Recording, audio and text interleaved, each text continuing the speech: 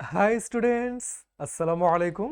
খুবই ভালো লাগছে যে নতুন ব্যাচ, নতুন ক্লাস, কিছু নতুন মুখ, আবার অনেকেই কিন্তু আগে থেকে আমাদের সাথে ছিলে। সবাইকে একসাথে জানাতে চাই কনগ্রাচুলেশনস। ইনশাল্লাহ শিখুর সাথে তোমাদের জার্নিটা অনেক সুন্দর হবে। তবে একটা কথা মাথায় রাখতে হবে, আমরা শুরুতে কিন্তু অনেক উদ্যম থাকে। নতুন বছর যখন আসে আমরা অনেক কিছু ভাবি না, নিউ ইয়ার্স রেজলিউশন, এটা করে ফেলবো ওটা করে ফেলবো। 2-3 সপ্তাহ পরে দেখা যায় ধীরে ধীরে উদ্যমগুলো একদম মাটিতে নেমে আসে। এখানেও সেরকম শুরুর দিকে অনেক অ্যাটেন্ডেন্স থাকে, অনেক আগ্রহ নিয়ে ক্লাস করো, তারপর ধীরে ধীরে দেখা যায় থাক আছে ক্লাসটা না করি, পরে রেকর্ড দেখে নিব, পরে আর রেকর্ডও দেখা হয় না, ক্লাসও করা হয় না, শেখাও হয় না। এই ভুলটা কিন্তু করা যাবে না, তাই না? সবগুলো ক্লাস আমরা মন দিয়ে করব, এবং কোনো কারণে মিস হয়ে গেলে অবশ্যই রেকর্ডটা দেখে নিব। এবং ক্লাসের সাথে কিন্তু আমরা এখন থেকে প্র্যাকটিস বুকলেট দিচ্ছি, তাই না? ক্লাসটা শেষ হওয়ার পরই ইনশাল্লাহ ইমিডিয়েটলি তুমি কিন্তু অ্যাপে ক্লাসের নিচেই পেয়ে যাবে, সেগুলো কিন্তু চেক করতে ভুলবে না। ওকে, সো আসসালামু আলাইকুম এভরিওয়ান। যারা আসসালাম দিচ্ছ সবাইকে বলতে চাই ওয়ালাইকুম আসসালাম ওয়া রাহমাতুল্লাহ। আজকে হ্যাপি টিচার্স ডে। সুতরাং জীবনে শিক্ষক বলতে শুধুমাত্র যারা ক্লাসে আমাদেরকে পড়ান তা কিন্তু না, সবচেয়ে বড় শিক্ষক আমাদের বাবা মা। তারপরে জীবনে চারপাশে তাকালে দেখবে কত মানুষ আছে, তাদের থেকে কত কিছু শিখেছো। আজকের দিনটা হলো সেই শিক্ষাগুলোকে বুকের ভেতরে ধারণ করার, সেটাকে সম্মান করার, এবং এই প্রত্যাশা রাখা যে তোমার আচরণের মাধ্যমে অন্যরাও যেন শিখতে পারে। যেমন অনেক সময় থাকে না যে তুমি একটু অগোছালো, তুমি একটু এলোমেলো, তোমার বন্ধুকে দেখলে সে কিন্তু নিয়মিত ডিসিপ্লিনড ওয়েতে পড়াশোনা করে, এই যে একটা ব্যাপার শিখলে। কিংবা ধরো আরেকটা বন্ধু, সে হয়তো পড়া জমিয়ে রাখে না, তাই না? তার মেধা কম, তার বুদ্ধি কম, কিন্তু রেগুলার পড়তে থাকে, জমিয়ে রাখে না, এই যে শিখলে। তোমার আচরণে কাজকর্মের মাধ্যমে যেন অন্যরাও পজিটিভ জিনিস শিখতে পারে সেটা এনশিওর করবে। আমি কেমন আছি? খুবই ভালো আছি। তোমাদের সবার অ্যাটেন্ডেন্স দেখে, তোমাদের পার্টিসিপেশন দেখে I am feeling very happy. And today we have a very long topic. এই যে 3টা লেসন, বঙ্গবন্ধুর লেসনে কিন্তু বিরাট বড়। সুতরাং এখন আমরা পড়ায় মন দিব। Let's turn off the comment section and start our class. মন দিয়ে শুনবো কিন্তু। আর শুরুতেই বলে রাখি, সবগুলো ইংরেজির বাংলা অনুবাদ নিচে লেখা আছে। এছাড়াও কঠিন কঠিন শব্দগুলো আলাদা করে ভোকাবুলারিতে দেয়া আছে। অনেক সময় পরীক্ষায় কি হয় বলতো, সিনোনিম আসে, সেই জন্য সবগুলো শব্দের অর্থের পাশাপাশি সিনোনিমও কিন্তু দিয়ে দেয়া আছে। তাই কোনো চিন্তা নেই, আমরা এখন শুধু গল্প শোনার মতো করে ক্লাসটা একটু করব। এই যে 7 মার্চের ভাষণ মনে আছে? প্রায় 20 লাখ মানুষ, নাকি 2 লাখ মানুষ, আই গেট কনফিউজ, বা লক্ষ লক্ষ মানুষ জড়ো হয়েছিল এই সোহরাওয়ার্দী উদ্যানে বঙ্গবন্ধুর ভাষণ শুনতে। তুমি যদি আজকে ক্লাসে বলো যে দোস্ত বৃষ্টি হচ্ছে চল কালকে কেউ ক্লাসে যাব না, হয়তো তোমার ক্লাসে 100 জন, দেখবা 20 জন ঠিকই চলে আসবে। একটা ছোট্ট ক্লাসের ভিতরে তুমি সবাইকে একসাথ করতে পারো না, বাট বঙ্গবন্ধু পুরো 7 কোটি বাঙালিকে কিভাবে একসাথ করেছিলেন। অবাক ব্যাপার না? So, আমরা সেই গল্পটাই শুনবো, তিনি সেই ভাষণে কি বলেছিলেন। মাই ব্রাদার্স, ভাইয়েরা আমার, I stand before you today with a heart overflowing with grief. Flow মানে বয়ে যাওয়া, ওভারফ্লো মানে উপচে পড়া, যে শোক আমার হৃদয় উপচে পড়ছে একদম। You are fully aware of the events that are going on and understand their importance. তাই না? অর্থাৎ আপনারা সবাই জানেন যে কি হচ্ছে এবং সেগুলো কতটা গুরুত্বপূর্ণ তাও কিন্তু বুঝেন। We have been trying to do our best to cope with the situation. এই যে এখানে শব্দটা কিন্তু কিভাবে জানি লেগে গেছে, I'm really sorry about it. But এখানে বলা হয়েছে আমরা এই পরিস্থিতিটার সাথে খাপ খাইয়ে নেওয়ার চেষ্টা করছি। এবং আমরা কি দেখতে পাচ্ছি বলতো, এই ঢাকার রাজপথ, চট্টগ্রাম, খুলনা, রাজশাহী, রংপুর, সবগুলো আমার ভাইয়ের রক্তে ভেসে যাচ্ছে। ওয়াশ মানে ধুয়ে যাওয়া, ভেসে যাওয়া। অ্যাওয়াশ মানে একদম রক্তে ভেসে যাচ্ছে। The people of Bengal now want to be free. The people of Bengal now want to live, and the people of Bengal now want their rights. তাই না? বঙ্গবন্ধু সেই বজ্রকণ্ঠে বাংলার মানুষ মুক্তি চায়, বাংলার মানুষ বাঁচতে চায়, বাংলার মানুষ তার অধিকার চায়। এখন একটা ব্যাপার খেয়াল করে দেখবে, আমরা আওয়ামী লীগ বিএনপি এই দুটো দল নিয়ে কিন্তু বলি যে এ ভালো ও ভালো না, অনেক রকম এরকম মতামত থাকে, তাই না? কিন্তু যখন বঙ্গবন্ধুর কথা বলি, তিনি যে শুধু আওয়ামী লীগের তা কিন্তু না, বরং পুরো বাংলাদেশের, এটা কিন্তু মাথায় রাখতে হবে। অর্থাৎ এটা কিন্তু হচ্ছে স্বাধীনতার সময় তার যে ভূমিকা, সুতরাং এখন আওয়ামী লীগকে কে পছন্দ করে, কে বিএনপিকে পছন্দ করে, that is not what matters. What matters is স্বাধীনতার পেছনে এই মানুষটা কি ভূমিকা রেখেছিলেন, সেটা কিন্তু রাজনৈতিক দলের ঊর্ধ্বে পুরো দেশের মানুষের জন্য। মুক্তিযুদ্ধে কিন্তু শুধু আওয়ামী লীগ যুদ্ধ করেছে, অন্য দল করেনি এমন না, সবাই যুদ্ধ করেছে। সবাইকে একসাথ করার মাধ্যমেই কিন্তু স্বাধীনতাটা এসেছে। সুতরাং কিভাবে পারলেন তিনি, সেটা আমরা এই ভাষণের মাধ্যমে দেখছি। What have we done that was wrong, যে কি ভুল করেছিলাম আমরা। After the elections the people of Bangladesh voted as one for me, বাংলাদেশের সবাই আমার জন্য ভোট দিয়েছিল, আওয়ামী লীগের জন্য দিয়েছিল। We were to sit in the national assembly, যে জাতীয় আইনসভা আছে সেখানে আমাদের বসার কথা ছিল। Draft a constitution for ourselves there, আমাদের সংবিধান তৈরি করার কথা ছিল। অ্যান্ড বিল্ড আওয়ার কান্ট্রি, তাই না? কারণ সংবিধান মানে হলো একটা দেশের আইন কানুন যেভাবে চলে। পাকিস্তান কি করতো জানো?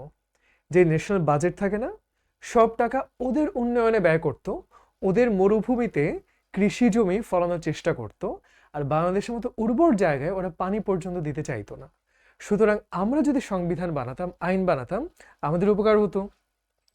The people of this land would thereby get economic, political, cultural freedom. এই যে আমাদের কোনো স্বাধীনতা নেই, আমাদের কোনো অধিকার নেই, সেগুলো থেকে কিন্তু মুক্তি পেতাম আমরা। But it is with regret that I have to report to you today that we have passed through 23 tragic years. সেই 47-এ ভারত পাকিস্তান ভাগ হলো, তারপর 23 বছর কেটে গেল, আমরা কিন্তু খুব দুঃখের ভিতরে আছি। Bengal's history of those years is full of stories of torture inflicted on our people, of bloodshed by them repeatedly. আমাদের মানুষের উপরে কন্টিনিউয়াসলি, ক্রমাগত, অনবরত তারা অত্যাচার করে গেছে। ইনফ্লিক্ট মানে যন্ত্রণা দেয়া, তারা কিন্তু অনেক অত্যাচার করেছে আমাদের উপরে। 23 years of a history of man and woman in agony. অ্যাগনি মানে হচ্ছে দুঃসহ যন্ত্রণা। ধরো কারো গায়ে যদি আগুন লেগে যায়, সে প্রচণ্ড কষ্টে কাতরায় না, এটা হলো অ্যাগনি। The history of Bengal is the history of a people who have repeatedly made their highways crimson with their blood. বাংলার মানুষ কিন্তু এই রাজপথ তার রক্তে রঞ্জিত করেছে। We shed blood in 52, even though we were there, the victors in the elections of 94. We could not form a government then. In 58, Ayub Khan declared martial law to enslave us for the next 10 years. উনি ধাপে ধাপে বলছেন। এই যে আমরা স্মৃতিসৌধের কথা বলি না, এই যে এরকম করে করে 7টি স্তম্ভ আছে, সেখানে তো এগুলোই বলা হয়েছে। 52 ভাষা আন্দোলন, 54 নির্বাচন, 56 শিক্ষা কমিশন রিপোর্ট, 62 আন্দোলন, 66 6 দফা দাবি, 69 গণ অভ্যুত্থান, এরকম করে ধাপে ধাপে আমাদের স্বাধীনতার পেছনে যে উল্লেখযোগ্য রাজনৈতিক ঘটনাগুলো ছিল সেগুলো উঠে এসেছে। দেখো 58 সালে আইয়ুব খান এসে মার্শাল ল অর্থাৎ সামরিক আইন জারি করলেন, যে সেখানে গণতন্ত্র নেই, কিচ্ছু নাই, আমাদেরকে 10 বছরের জন্য দাস বানিয়ে রাখলেন।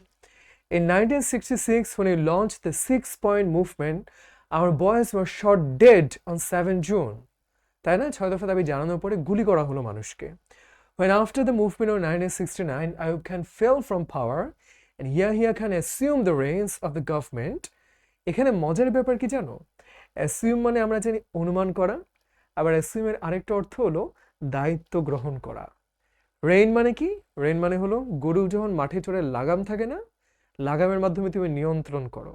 সো ক্ষমতার নিয়ন্ত্রণটা তিনি গ্রহণ করলেন, Yahya Khan. The latter declared that he would give us a constitution and restore democracy. Yahya Khan বললেন তিনি আমাদের সংবিধান দেবেন, গণতন্ত্র আনবেন। আমরা তার কথা শুনলাম, কিন্তু তারপরে অনেক কিছু হলো, নির্বাচনও হলো। তারপর আমি যখন প্রেসিডেন্ট ইয়াহিয়া খানকে দেখলাম, আমি তার কাছে অনুরোধ করলাম যে শুধুমাত্র বাংলাদেশের মানুষের জন্য না, পুরা আমাদের সবার জন্য, যে আমাদের দলটা কিন্তু ক্ষমতায় আছে, আমরা কিন্তু বেশি ভোট পেয়েছি। আমি তাকে বললাম, you must hold the session of national assembly on 15 January. তুমি অবশ্যই আইনসভা কিন্তু 15 জানুয়ারি করতে হবে। কিন্তু ভুট্টো সাহেব আমার কথা শুনলেন না।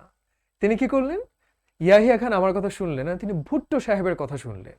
প্রথমে বললেন মিটিং হবে, তারপর বললেন যে ঠিক আছে আমরা আমাদের সিট নিব, তাই না? তারপর তিনি আবার কথা ঘুরালেন। এই যে কথা ঘুরাতে ঘুরাতে কি হলো, তারা ঠিক করলো আমাদেরকে অ্যাটাক করা হবে। দেখো mister Bhutto came here, he carried out discussions with us, আমাদের সাথে কথোপকথন করলেন। তিনি বললেন এই যে আমাদের আলোচনা হবে, নেগোশিয়েশন হবে, সেটা কিন্তু বন্ধ হয়ে যায়নি, এখনো আমরা আরও ফার্দার আলোচনা করার জায়গা আছে। তারপর আমি অন্যান্য নেতার সাথেও কথা বললাম, সবাইকে বললাম আসো আমাদের সাথে বসো, আমরা একটা সংবিধান বানাই আলোচনার মাধ্যমে। কিন্তু ভুট্টো সাহেব ঘোষণা করলেন পশ্চিম পাকিস্তানিরা যদি এখানে আসে তাহলে কি হবে, তাহলে এখানে অনেক মারামারি হবে, সংঘাত হবে, একদম কসাইয়ের মতো একটা ব্যবস্থা হবে। তিনি দাবি করলেন কেউ যদি এখানে আসে তাকে জবাই করে ফেলা হবে। তিনি বললেন কেউ যদি এখানে আসে তাহলে পাকিস্তানের সব দোকানপাট বন্ধ করে দেওয়া হবে। তার মানে তিনি কিন্তু আলোচনা করার, একসাথে একটা শান্তিপূর্ণ সমঝোতায় পৌঁছানোর কোনো সুযোগ দিলেন না, বরং তিনি জোর করে বললেন পাকিস্তান থেকে কোনো নেতা যেন এখানে না আসতে পারে, কোনো আলোচনা যেন না হয়।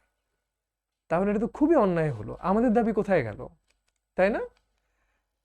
একটা সেকেন্ড, এটা কোন স্লাইড? এটা একটা ভুল স্লাইড, পজ দ্য ক্লাস।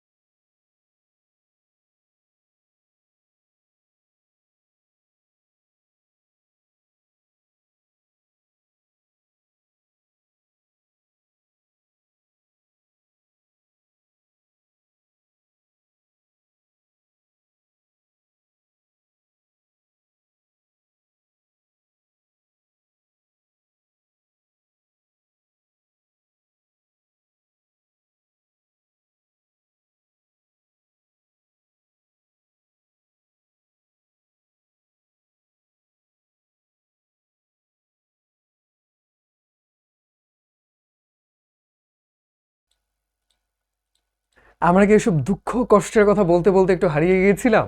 হয়তো হারিয়ে গিয়েছিলাম। তাহলে আমরা একটা কাজ করি, এতক্ষণ যে পড়লাম একটা ফুল কোয়েশ্চেন নিয়ে নেই, দেখা যাক কয়জন মন দিয়ে এটুকু শুনেছো। চলো দেখি। The word agony mentioned in the passage means, agony বলতে কি বোঝায় আমি কিন্তু বলেছিলাম, দেখা যাক কয়জন পারে। আশা করি সবাই কমেন্ট করে ফেলবে ঝটপট। তারপর আমিও বলছি, মেলানখলি মানে হচ্ছে বিষাদ, মনের ভিতরে যে দুঃখ থাকে। যেমন বৃষ্টি ভেজা আজকে বিকেল, অনেকের কিন্তু মনে মেলানকলি থাকে, তাই না?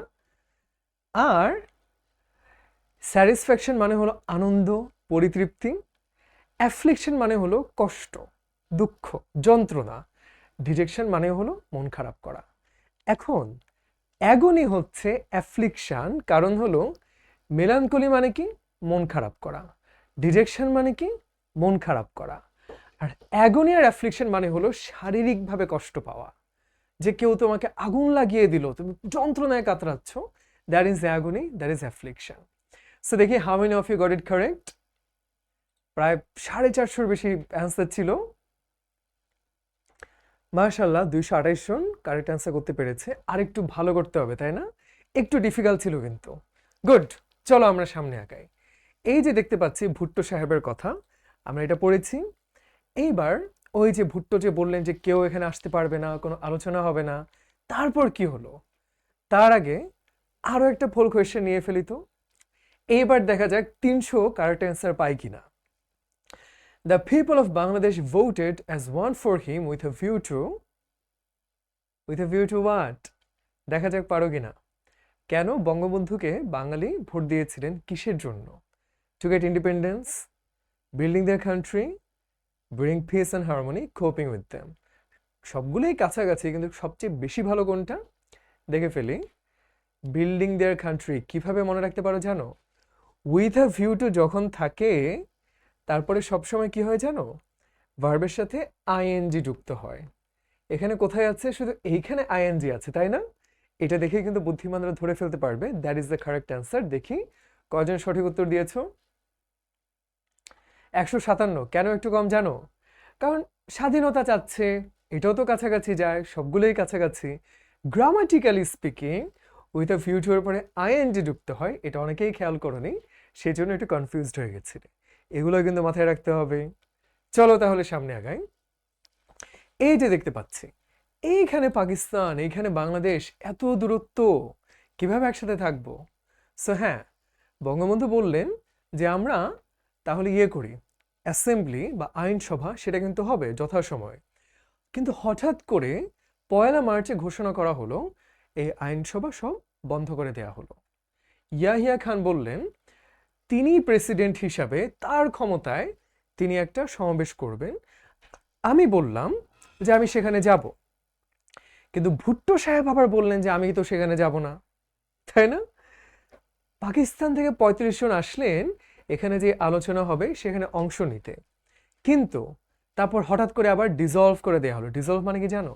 কেমিস্ট্রিতে পড়েছি না? অর্থাৎ কোনো কিছু যখন একদম আমরা বাতিল করে দিচ্ছি, একদম বের করে দিচ্ছি, তখন আমরা বলতে পারি ডিসলভ করে দেয়া। The blame was put on the people of Bengal, the finger was pointed at me. অর্থাৎ তাদের ভিতরে নিজেরা সমঝোতায় যেতে পারে না। ইয়াহিয়া খান একটা কথা বলে, ভুট্টো আরেকটা কথা বলে, আর তারপর তারা কি করে? এভাবে সুন্দর ষড়যন্ত্র করে দোষটা বাংলাদেশের উপরে চাপিয়ে দেয়। এটা দেখতে দেখতে আমরা কিন্তু খুব বিরক্ত, তাই না? আজকে যদি এনাম ভাই বলে ক্লাস হবে আর আরিফ ভাই বলে যে ক্লাস হবে না, তাহলে তোমরা কি করবা? তারপর তোমাদেরকে যদি দোষ দেয় তখন কেমন হবে? তো এরকম একটা ব্যাপার হচ্ছিল, যারা সবকিছু আমাদের উপরে চাপিয়ে দেয়। সুতরাং এই যে তারপর যখন ফাইনালি এই সমাবেশটা শুরু হলো, আমাদের দেশের মানুষ কিন্তু প্রতিবাদ জানালো। হ্যাঁ, আমি বললাম এই যে দেখো, খেয়াল করে মানুষে আন্দোলন করছে, হ্যাঁ শান্তিপূর্ণভাবে করছি। আমি তাদেরকে বললাম সব কলকারখানা সব বন্ধ করে দাও। আমাদের মানুষ কিন্তু আমার কথাটা শুনলো, তারা রাস্তায় চলে আসলো স্বতঃস্ফূর্তভাবে। আজকাল থাকে না যে মিছিল করানোর জন্য বিরিয়ানির প্যাকেট দিতে হয়, টাকা দিতে হয়, তারপর মানুষ রাস্তায় নামে না, তাহলে তার ডাকে মানুষ স্বতঃস্ফূর্তভাবে নিজের ইচ্ছায় রাস্তায় নেমে আসলো। তারা তাদের দৃঢ় প্রতিজ্ঞা ব্যক্ত করলো এই আমাদের আন্দোলনটা শান্তিপূর্ণভাবে চালিয়ে নেওয়ার জন্য। এর বিনিময়ে আমরা কি পেলাম? তারা আমাদের জন্য কি করলো? আমাদের পয়সায় কেনা অস্ত্র দিয়ে আমাদের উপরে তারা গুলি করলো। যে অস্ত্রটা বাইরের দেশের কেউ যদি আমাদের ক্ষতি করে তাদেরকে রক্ষা করার জন্য এইটা ব্যবহার করার কথা ছিল, কিন্তু না, তারা আমাদের নিজেদের দেশের মানুষের উপরে অস্ত্রটা চালালো। তুমি কল্পনা করো যে বাংলাদেশ আর্মি এসে যদি আজকে রাস্তায় গুলি করে তখন কেমন লাগবে? আমাদের দেশের আর্মি আমাদেরকে কেন মারবে? এটাই কিন্তু তখন হচ্ছিল, যে পাকিস্তানের আর্মিরা আমাদের দেশের মানুষকে গুলি করা শুরু করলো। মানুষের রক্তে, মানুষের হৃদয়ে, মানুষের বুকে তারা গুলি করে ঝাঁঝরা করে দিল। অথচ আমরাই কিন্তু পুরো পাকিস্তানের ভিতরে মেজরিটি, আমরা সংখ্যাগরিষ্ঠ, কিন্তু যখনই আমরা ক্ষমতা নেওয়ার চেষ্টা করেছি, মনে আছে অ্যাসিউম আগেও বলেছিলাম, অ্যাসিউমের একটা মানে হলো অনুমান করা, আর একটা মানে হলো ক্ষমতা গ্রহণ করা। আমরা যখনই ক্ষমতা নিতে গেছি, তারা আমাদের উপরে জোর প্রদান করেছে, আমাদের উপরে চাপিয়ে দিয়েছে, শান্তিপূর্ণভাবে কখনোই আমাদেরকে কিচ্ছু দেয়নি। তারপর আমি ইয়াহিয়া খানের সাথে কথা বললাম যে মিস্টার ইয়াহিয়া, আপনি পাকিস্তানের প্রেসিডেন্ট, আপনি এসে দেখে যান আমার দেশের মানুষের কিভাবে মৌ ডাউন করা হচ্ছে। মৌ ডাউন মানে কি জানো? মনে রাখবে, গরু যে ডাকে না ইংরেজি থেকে বলে মু, সেখান থেকে মৌ ডাউন, গরু ঘাস খায় না, আবার ঘাস যখন ছেটে ফেলি সেটাকে মৌ ডাউন বলে। সেরকম মানুষকে যখন গুলি করে একদম শুইয়ে ফেলে, ঝাঁঝরা করে দেয়, সেটাকেও মৌ ডাউন বলে। মেরে ফেলা, কেটে ফেলা, আমার দেশের মানুষকে একদম শেষ করে দিচ্ছে, বুলেটের ঝাঁঝরা করে দিচ্ছে। আমার দেশের মা বুক খালি হয়ে যাচ্ছে, তার সন্তানদেরকে মেরে ফেলা হচ্ছে। আমার দেশের মানুষকে গণহত্যা করা হচ্ছে, ম্যাসাকার করা হচ্ছে। আপনি আসুন, দেখে যান, তারপরে আপনি বলুন যে আসলে কি ঘটছে এখানে। এবং আপাত দৃষ্টিতে ইয়াহিয়া খান বললেন যে ঠিক আছে, আমরা একটা গোলটেবিল বৈঠক করব 10 মার্চে। আমি কি বলেছিলাম না অনেক আগে থেকে যে আবার মিটিং করে লাভ কি হবে? কার সাথে বসবো আমি? আমি এই মানুষগুলোর সাথে বসবো যারা আমার দেশের মানুষকে গুলি করে মেরেছে, যাদের অর্ডারে বাঙালির উপরে গুলি চালানো হয়েছে, যাদের হাতটা হচ্ছে আমার দেশের মানুষের রক্তে রঞ্জিত। আমি কি এই মানুষটার সাথে বসবো যে আমার সাথে কোনো আলোচনা করা ছাড়াই যত আইনসভার সমাবেশ সবকিছু তিনি কি করলেন? ডিসলভ করে দিলেন, বাতিল করে দিলেন, তাই না? তারা নিজেরা গোপন মিটিং করে ঠিক করলো সব দোষ বঙ্গবন্ধুর, সব দোষ বাংলার মানুষের। এই যে একটা ব্যাপার, যে বঙ্গবন্ধু কোনো সাপোর্ট পাচ্ছেন না, নির্বাচনে তিনিই জিতলেন, পাকিস্তানের প্রেসিডেন্ট তিনিই হওয়ার কথা, কিন্তু পশ্চিম পাকিস্তান থেকে তারা নিজেরা ষড়যন্ত্র করে সবসময় কি করে, দোষটা বঙ্গবন্ধুর উপরে, বাংলার মানুষের উপরে চাপিয়ে দেয়। এটাই কিন্তু হয়ে আসছে। এরপরে কি করা যায় চলো তো দেখি।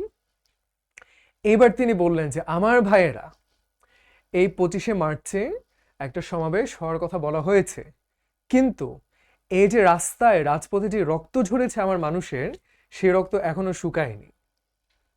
এই মাসের 10 তারিখের মধ্যে আমি তাদের বলেছিলাম শেখ মুজিবুর রহমান এই গোলটেবিল বৈঠকে যাবে না, কারণ এই মিটিংয়ে যাওয়ার মাধ্যমে যদি এই রক্তের উপর দিয়ে পা দিয়ে যেতে হয়, সেটা আমি করব না। এই দেশে মানুষের রক্ত যেখানে ঝরেছে সেখানে আমি মিটিং করব না। যদিও তোমরা এই সমাবেশে ডেকেছো, কিন্তু তোমরা আমার দাবিটা আগে শুনতে হবে।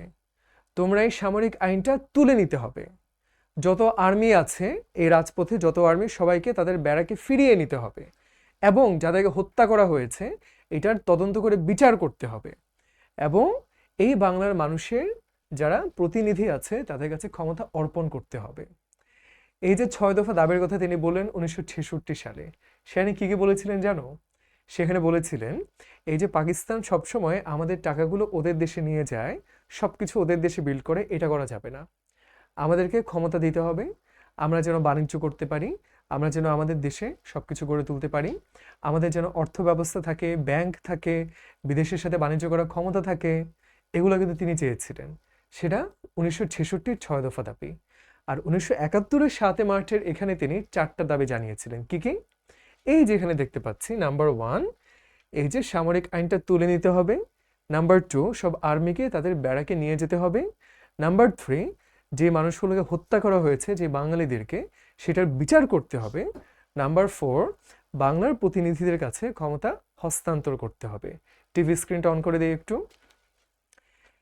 এরপরে যদি এই দাবিগুলো মানা হয়, তখন বঙ্গবন্ধু সিদ্ধান্ত নেবেন যে আমরা এই সমাবেশে বসবো কি বসবো না। হ্যাঁ, আমার প্রধানমন্ত্রীর অফিস ওই ক্ষমতার দরকার নাই, লাগবে না আমার, কিন্তু আমার দরকার হলো আমার দেশের মানুষ যেন তাদের অধিকার পায়। বঙ্গবন্ধু খুব আরামেই থাকতে পারতেন যদি বলতেন যে ঠিক আছে, আমি তোমাদের এখানে প্রধানমন্ত্রী হব, তোমাদের কথা মেনে চলবো, বিনা আমি ক্ষমতাবান হয়ে যাবো, অনেক টাকা পয়সা পাবো। তিনি সেটা কিন্তু করেন নাই। তিনি বলেছেন আমার ক্ষমতার দরকার নাই, কিন্তু আমার দেশের মানুষের অধিকার যেন রক্ষা পায় সেটা দেখতে হবে। আমি এটা খুব ক্লিয়ার করে বলতে চাই, বাংলাদেশের আজকে কোর্ট, ম্যাজিস্ট্রেট, গভর্নমেন্ট অফিস যা যা আছে, শিক্ষা প্রতিষ্ঠান, সবকিছু অনির্দিষ্টকালের জন্য বন্ধ করে দেয়া হলো। যেহেতু গরিব মানুষ দুঃখ কষ্টে যেন না ভুগে, যেন তাদের অনেক কষ্টের ভিতর দিয়ে যেতে না হয়, এই জন্য নর্মাল যে বিষয়গুলো আছে, দোকানপাট, হাসপাতাল, সেগুলো খোলা থাকুক। অর্থাৎ এই যে ধর্মঘট বলছি, সেগুলো থেকে মুক্তি পাচ্ছে।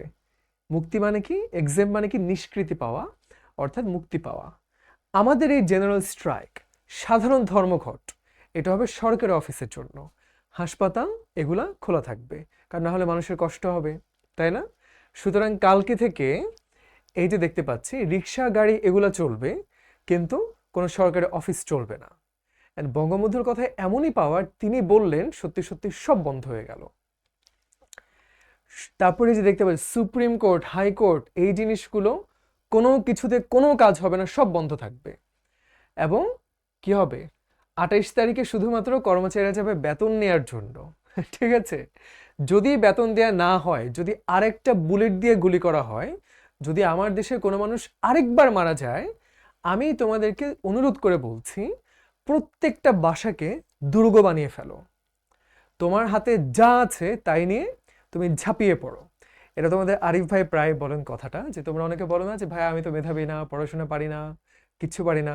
আরিফ ভাই কি বলে, তোমার যা আছে তাই নিয়ে ঝাঁপিয়ে পড়ো, তাই নিয়ে চেষ্টা করো। এটা বঙ্গবন্ধু বলেছিলেন, ওখান থেকে লাইনটা কিন্তু নেয়া।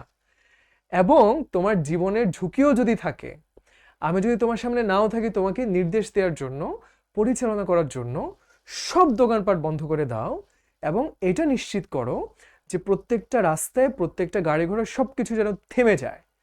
কোনো কিছু মানবো না আমরা, আমরা একদম ধর্মঘট করব, আমরা প্রতিবাদ জানাবো, প্রয়োজন পড়লে আমরা না খেয়ে মারা যাব, তারপর আমরা অধিকার আদায়ের জন্য সংগ্রাম চালিয়ে যাব। এইবার দেখতে পাচ্ছ বাংলাদেশের মানুষ সত্যি সত্যি যখন মাঠে নেমে আসলো। যারা সামরিক বাহিনীতে আছে তাদেরকে বলতে চায় তোমরা আমার ভাই, তোমরা তোমাদের ব্যারাকে থাকবে এবং কেউ তোমাকে বিরক্ত করবে না, কিন্তু তুমি যদি তোমার বন্দুকটা তোমার নিজের দেশের মানুষের বুকের উপরে চালাও, তাহলে কিন্তু এই 7 কোটি বাঙালিকে দাবিয়ে রাখতে পারবে না। যেহেতু আমরা একবার রক্ত দিতে শিখেছি, এখন রক্ত দিয়েই যাব, কেউ ঠেকাতে পারবে না। এবং যারা শহীদ হবে, যারা আহত হবে, আমরা আওয়ামী লীগ যারা আছি সবাই চেষ্টা করব তাদেরকে সহায়তা করার জন্য, তাদের পরিবারের আপন মানুষের যত্ন নেওয়ার জন্য। কারো যদি সামর্থ্য থাকে অবশ্যই তোমরা রিলিফ কমিটি, ত্রাণের যেই কমিটি আছে সেখানে সাহায্য করবে। এইবার পোল কোয়েশ্চেন নাম্বার 3 তাড়াতাড়ি একটু দেখে ফেলি। The word draft mentioned in the passage means, কি হতে পারে? বেশ ইন্টারেস্টিং শব্দ, তাই না? ড্রাফট কোথায় ছিল? কনস্টিটিউশনের ড্রাফট বানানোর কথা ছিল, সংবিধানের খসড়া। সেটার সাথে কোনটা মিলে বলো তো? ফ্যাশন? ফ্যাশন কিন্তু যায় না। স্কেচ আঁকা? না, এটা তো লেখার জিনিস। এটা হচ্ছে পরিকল্পনা করার জিনিস। এটা হচ্ছে স্কেচ, হ্যাঁ। অর্থাৎ যখন আমরা একটা সংবিধানের খসড়া বানাচ্ছি, আমরা এভাবে ছবিটা আঁকি না? অনেক সময় প্রথমে এমন এমন দেই, এভাবে দেই। আরেকটা মজার জিনিস দেখাই, আমরা সঙ্গে কি করি জানো? বয় লিখলাম না? এটা হলো খসড়া। এবার সত্যি সত্যি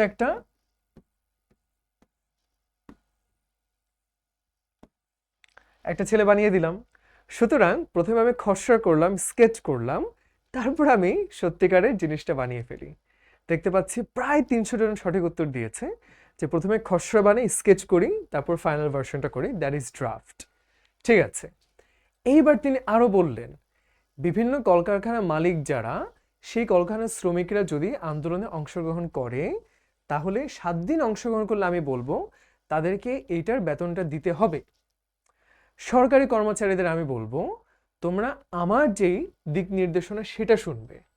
যতদিন পর্যন্ত আমাদের দেশ স্বাধীন না হয়, কোনো রকম ট্যাক্স, কোনো রকম কিচ্ছু কালেক্ট করা হবে না, কেউ সেটা দিবেও না। মনে রাখবে, আমাদের শত্রু কিন্তু আমাদের মধ্যেই আছে, আমাদের মধ্যে বিশৃঙ্খলা এবং ঝামেলা তৈরি করতে, নৈরাজ্য তৈরি করতে এবং সবকিছু লুটে পুটে নিতে। এটাই কিন্তু করে। ব্রিটিশরা কি বলতো জানো? Divide and কনকার। হিন্দু আর মুসলমানের ভিতরে মারামারি লাগিয়ে দাও, বিভক্ত করে দাও, মাঝখান দিয়ে আমরা ঢুকে জিতে যাব। পাকিস্তানও এটা করতো যে হ্যাঁ, তোমাদেরকে আমরা দিব, তোমাদেরকে দিব না, এবার দুজন মারামারি করতে থাকো, আমরা ক্ষমতা নিয়ে রাখবো। সুতরাং শত্রুদেরকে আমাদের মধ্যে বিভেদ তৈরি করতে দেওয়া যাবে না। আমাদের হিন্দু, মুসলিম, বাঙালি, নন বাঙালি যারা আছে সবাই আমরা ভাই। আমরা সবাই সবার নিরাপত্তার জন্য রেসপন্সিবল থাকবো। টেন্ট মানে কি জানো?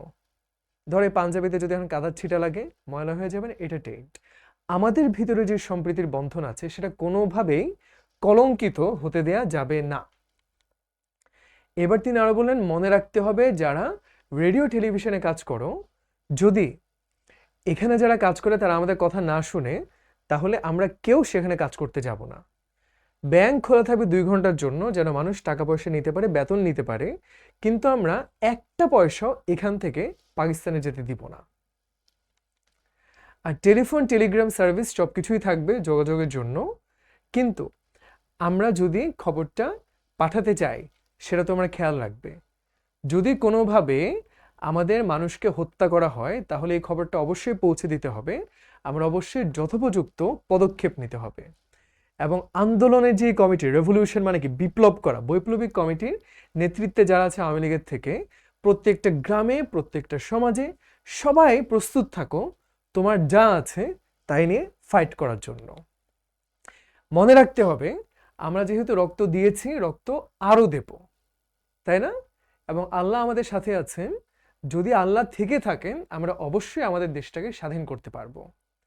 তারপর ওই ক্লাসিক লাইনটা, এবারের সংগ্রাম মুক্তির সংগ্রাম, এবারের সংগ্রাম স্বাধীনতার সংগ্রাম। এইটা নিয়ে নির্মলেন্দু গুণের খুব সুন্দর একটা কবিতা আছে, স্বাধীনতা এই শব্দটি কিভাবে আমাদের হলো। কারণ বঙ্গবন্ধুকে কিন্তু স্বাধীনতার কয়েক বছর পরে হত্যা করা হয়, তারপর অনেক বছর ধরে সামরিক আইন ছিল, বঙ্গবন্ধুর নাম নিশানা সব কিন্তু মুছে ফেলা হয়েছিল, এরকম একটা অবস্থা গেছে। সেই খারাপ সময়টায় আমাদের দেশের মানুষ যেন এই ইতিহাসটা ভুলে না যায়, সেই জন্য নির্মলেন্দু গুণ কবিতাটা লিখেছিলেন। তো পুরো কবিতায় তিনি বলেছিলেন কিভাবে সেই ৭ই মার্চের গনগনে গরম একটা দুপুরে লাল শালু বেঁধে মাঠের শ্রমিকরা চলে এসেছিল, কৃষক লাঙ্গল হাতে এসেছিল, পথের ভিখারি থেকে শুরু করে পথের শিশু সবাই এসেছিল। লক্ষ লক্ষ মানুষ সেখানে জড়ো হলো। কেন জড়ো হলো? তারা শুনতে চায় যে নেতা এবার কি বলবেন। আমাদের 23 বছর ধরে এত কষ্ট, যন্ত্রণা, অবিচার, বৈষম্য, আজকে আমরা মুক্তি চাই, আজকে আমরা বাঁচতে চাই, আজকে আমাদের নেতা আসবেন। এবং তারপর এভাবে ছিল যে শতবর্ষের শত সংগ্রাম শেষে রবীন্দ্রনাথের মতো দৃপ্ত পায়ে তিনি আসলেন, তিনি মঞ্চে আরোহণ করলেন। তখন পলকে দারুণ ঝলকে তরিতে উঠিল জল, হৃদয়ে লাগিল দোলা, জনসমুদ্রে জাগিল জোয়ার, সকল দোয়ার খোলা, কে রোধে তাহার বজ্রকণ্ঠ বাণী।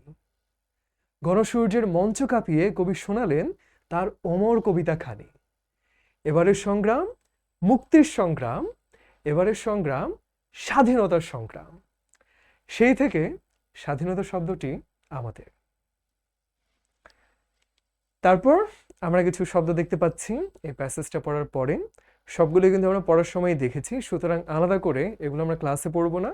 মনে রাখবে এই যে পিপিটি দেখতে পাচ্ছ, এটা কিন্তু তোমাদের অ্যাপে আজকের ক্লাসের নিচেই দিয়ে দেওয়া হবে। কালকে সকালে ঘুম থেকে উঠে একটু যখন ফ্রি হবে, ফ্রেশ হবে, একবার অ্যাপে ঢুকে দেখে নিবে, সুন্দর করে শব্দগুলো একবার দেখবে, অর্থ দেখবে, সিনোনিম দেখবে, তাহলে কিন্তু তোমার এই যে ভয় লাগে ইংরেজি পারি না অনেকখানি কেটে যাবে। সবগুলোই পারি আমরা। রেইন যখন জি থাকে তার মানে হলো রাজত্ব করা। ডব্লিউডব্লিউতে রোমান রেইন্স আছে না, তার মানে কি? রোমান রাজত্ব করে, Roman Reigns, he is the champion. Proceeding, proceed মানে কি জানো? সামনে আগানো, তাই না? আর প্রসিডিং মানে হলো আলোচনা। মনে আছে না যে অ্যাসেম্বলি হবে, সমাবেশ হবে, সেখানে আলোচনা হবে, তাহলে আমরা বলতে পারি ডিসকাশন। বাকিগুলো মোটামুটি খুবই সিম্পল আর সবই পারি, দেখে নিব। রিচ মানে হলো পাপিষ্ঠ, খুব খারাপ। আর ডাউন ট্রডেন, ট্রড মানে কি জানো? চলা, পা দিয়ে হাঁটা। আর কারো পায়ের উপরে তুমি যদি পায়ের নিচে পাড়াও তখন কি হবে? তার খুব খারাপ অবস্থা হবে না? ডাউন ট্রডেন মানে যেন কাউকে পা দিয়ে পাড়ানো, নিপীড়িত। মো ডাউন বলেছিলাম যে একদম কেটে ফেলা, মেরে ফেলা, বুলেট দিয়ে ঝাঁঝরা করে ফেলা। ওয়েট মানে কি? হাঁস যখন পানিতে চলে সেটাকে বলে ওয়াডল, এই যে প্যাক প্যাক প্যাক চলতে থাকে না, ওয়াডল বলে। ওয়েড ওভার মানে হলো হেঁটে যাওয়া, কোনো কিছুর উপর দিয়ে যাওয়া। বঙ্গবন্ধু কি বলেছিলেন? এই রাজপথে বাঙালির রক্ত ঝরেছে, সেই রক্ত এখনো শুকায়নি, এই রক্তের উপর দিয়ে আই ক্যান নট ওয়েড ওভার, আমি হাঁটতে পারবো না। সেখান থেকে ওয়েড ওভার মানে হলো এগিয়ে চলা, সামনে আগানো। এগুলো সবগুলো পারি আমরা। মার্শাল মানে হলো সামরিক। আর ম্যারিটাল, দেখো কাছাকাছি কিন্তু, এখানে টিআই, এখানে আইটি। ম্যারিটাল মানে কিন্তু বৈবাহিক, হ্যাঁ, যে বিয়ের সাথে সম্পর্কিত। আরেকটা শব্দ আছে মার্শাল, উচ্চারণ নাকি মার্শাল, মার্শাল। ওই মার্শাল মানে হলো সেনাবাহিনীর অনেক বড় কর্মকর্তা, আর এই মার্শাল মানে হলো সামরিক। খেয়াল রাখতে হবে কিন্তু বানানগুলো। অ্যামিডস্ট মানে হলো অ্যামংস্ট, বিটুইন, মধ্যে বোঝায়, খুবই সহজ শব্দ। এইবার তাহলে আমরা সেকেন্ড লেসনে যাব, তার আগে কমেন্টটা একটু দেখে নিতে চাই। Are you guys clear? সব ঠিকঠাক? Very good, very good. তাহলে আমরা কমেন্টটা বন্ধ করে দিচ্ছি। আমি জানি তোমাদের কিছু প্রশ্ন থাকতে পারে যে ভাইয়া এই শব্দটার অর্থ কি, ওই লাইনটার অর্থ কি। এই জন্যই আমরা কিন্তু সবগুলো বঙ্গানুবাদ যুক্ত করে দিয়েছি, কোনো ভয় নেই। তুমি এখন শুধু গল্পের মতো করে শুনো, এখন ভাবতে হবে না যে ভাইয়া বিটুইন মানে কি, অ্যাপারথাইড মানে কি, সবগুলো দেওয়া আছে ইনশাল্লাহ। আর কোনো কারণে তোমার যদি মনে হয় যে এই শব্দটার অর্থ প্যাসেজে তোমার কাছে ক্লিয়ার হয়নি, গ্রুপে পোস্ট করবে, কেমন? তোমাদের ফেসবুক গ্রুপে পোস্ট করবে।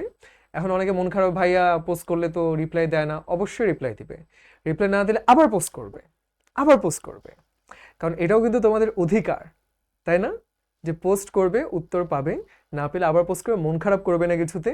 আর আমরাও সাধ্যমতো চেষ্টা করি, আমাদের টিম আছে যারা তোমাদের সবগুলো প্রশ্নের উত্তর দেওয়ার জন্যই নিয়োজিত। ওকে, ঠিক আছে। এবার আমরা বাংলাদেশের স্বাধীনতার পেছনে জেনেছিলেন তার গল্প শুনলাম, যে বাংলার মানুষের উপরে তারা বৈষম্য করত, তিনি কিভাবে সেখান থেকে উদ্ধার করলেন। সাউথ আফ্রিকা, সেখানে 345 বছর ধরে এই সাদা চামড়া মানুষরা কালো চামড়া মানুষদের উপর অত্যাচার করে আসতো, সেখান থেকে কে উদ্ধার করলেন? Nelson Mandela. অ্যাপারথাইড মানে হলো বর্ণ বৈষম্য। তো সাদা রঙের মানুষ বাসে চড়তে পারবে, কালো রঙের মানুষ পারবে না। বাথরুমে কালো রঙের মানুষ যেতে পারবে না, এখানে বসতে পারবে না। ওদেরকে রাস্তার কুকুরের মতো ট্রিট করতো। সেখান থেকে এই মানুষরা তাদেরকে মুক্ত করলেন। কেমন? এবং তিনি কিন্তু এই স্বাধীনতার আন্দোলন করতে গিয়ে অনেক কষ্ট করেছেন। আমাদের বঙ্গবন্ধু মাত্র 50 বছরের জীবনে 14 বছর জেলে কাটিয়েছিলেন। নেলসন ম্যান্ডেলা রোবেন দ্বীপে 24 বছর টানা জেলখানায় আটকা ছিলেন এই স্বাধীনতার জন্য। এখন আমরা তার গল্পটা পড়ব।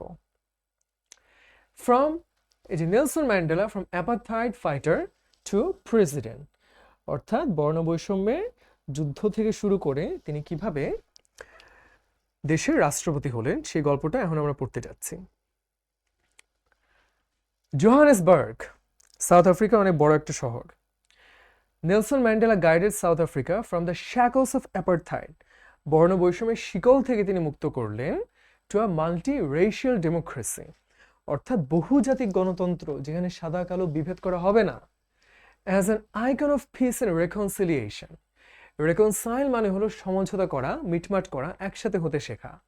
হু came to embody the struggle for justice around the world. Embody মানে কি বলতো? যখন তুমি একটা কিছু নিজের ভিতরে ধারণ করো। যেমন কবিতার কথা শুনলে রবীন্দ্রনাথের কথা মাথায় আসে না? বিপ্লবের কথা শুনলে নজরুলের কথা, যে ঝাঁকড়া চুল, বলবীর চির উন্নত মমশির। সেরকম স্বাধীনতা এবং ন্যায়, মানুষের অধিকার, এগুলোর কথা ভাবলে নেলসন ম্যান্ডেলা কথাটাই আমাদের মাথায় চলে আসে।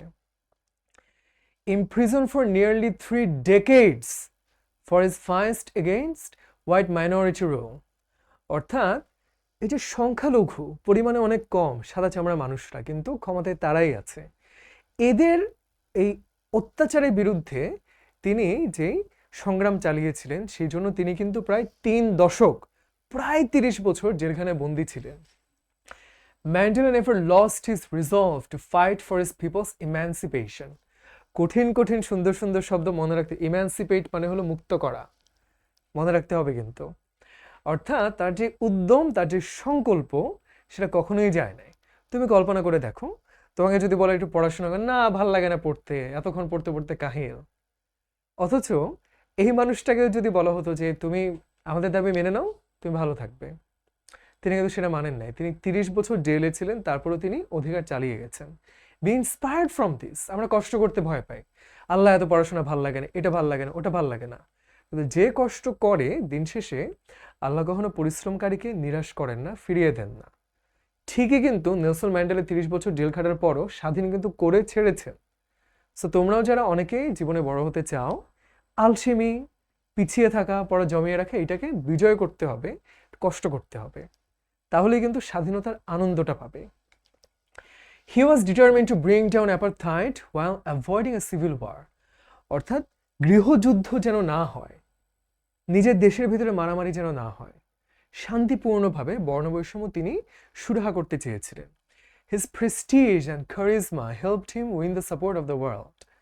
খেয়াল করে দেখবে, এই যে বঙ্গবন্ধুকে নিয়ে সিনেমা হচ্ছে, আরফিন শুভ অভিনয় করেছেন, খুব সুন্দর মেকআপ নিয়ে বঙ্গবন্ধুর মতো দেখতে, কিন্তু কথা যখন বলে একদম ওইরকম লাগে না, ব্যক্তিত্বটা কিন্তু ওইরকম ফুটে ওঠে না, তাই না? অনেক বড় নেতা যারা, এখন তুমি বলতে পারো এই নেতা ভালো, এই নেতা খারাপ, এমন তেমন অনেক রকম মতামত থাকতে পারে, কিন্তু একটা ব্যাপার সত্যি, তাদের একটা ব্যক্তিত্ব থাকে। কারণ বঙ্গবন্ধু এই মানুষটার কথা কিন্তু 7 কোটি মানুষ শুনেছে, এমনি এমনি শুনে নাই।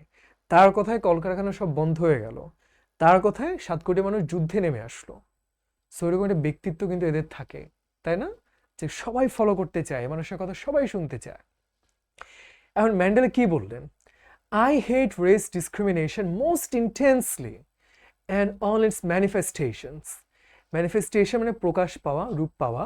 এই বৈষম্য আমি খুব ঘৃণা করি, খুব তীব্রভাবে অপছন্দ করি। যে কোনো রূপের বৈষম্য যেভাবেই প্রকাশ পাক না কেন, আমি এটার বিপক্ষে। I have fought it all during my life. সারা জীবনের বিপক্ষে যুদ্ধ করেছি, আমি এখন যুদ্ধ করব, আমার জীবনের শেষ দিন পর্যন্ত যুদ্ধ চালিয়ে যাব। তিনি যখন ফাইনালি সাউথ আফ্রিকার প্রথম কালো চামড়ার রাষ্ট্রপতি হলেন 1994 সালে। তখন তিনি প্রেসিডেন্ট হওয়ার যে ভাষণ ছিল সেখানে কথাটা বলেছিলেন, the time for the healing of the wounds has come. এতদিনের ক্ষত সারিয়ে তোলার সময় এসেছে। The moment to bridge the chasms that divide us has come. Chasm মানে কি জানো? এই যে মাটির মাঝখানে হঠাৎ করে একটা ফাটল ধরে গেল না, এই ফাটলটাকে খাজম বলে। আমাদের মাঝে এই ফাটলটা ধরে আমাদেরকে বিভেদ করে দিয়েছিল যেটা, সেটা পূরণ করা, মিলিয়ে নেওয়ার সময়টা এখন এসেছে। চলো পোল কোয়েশ্চেন নাম্বার 4 আমরা তাড়াতাড়ি করে ফেলি। একটু ভেবেচিন্তে উত্তরটা দিও, কারণ সবগুলো কিন্তু হতে পারে। Nelson Mandela is considered as তাকে কি হিসেবে বিবেচনা করা হয়? সিম্বল অফ ডিস্ট্রাকশন, ধ্বংস? কখনোই না। এপিটামি অফ ডেমোক্রেসি, গণতন্ত্রের প্রবাদ পুরুষ? সেটাও ঠিক যায় না। গণতন্ত্রের কথা কিন্তু বলা হয় নাই, বরং বলা হচ্ছে শান্তি সম্প্রীতির প্রতীক হিসাবে। Emblem of peace and harmony, শান্তি ও সম্প্রীতির প্রতীক। এমব্লেম মানে প্রতীক, এপিটামি মানে হলো খুব চূড়ান্ত উৎকর্ষ, একটা উদাহরণ। চলো দেখে ফেলি কয়জন সঠিক উত্তর দিয়েছে। আমি এক্সপেক্টিং মোর দেন 300 কিন্তু সঠিক উত্তর দিয়েছে, তবে আরো ভালো করতে হবে। ওকে, গুড। এইবার তিনি কি বললেন?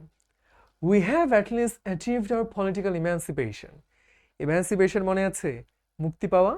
রাজনৈতিকভাবে আমরা কিন্তু মুক্তিটা পেয়েছি। In 1993, Mandela was awarded the Nobel Peace Prize, an honor he shared with F.W. de Klerk, the white African leader who had freed him from prison 3 years earlier and negotiated the end of apartheid.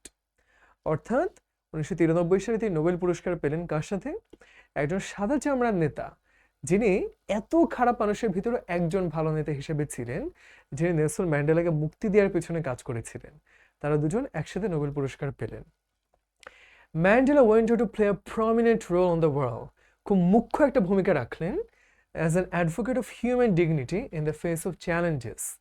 অর্থাৎ মানুষের যে সম্মানটা আছে সেটা রক্ষা করার জন্য তিনি প্রতিনিধি হিসাবে মুখ্য ভূমিকা রাখলেন। কি ধরনের চ্যালেঞ্জ থাকতে পারে?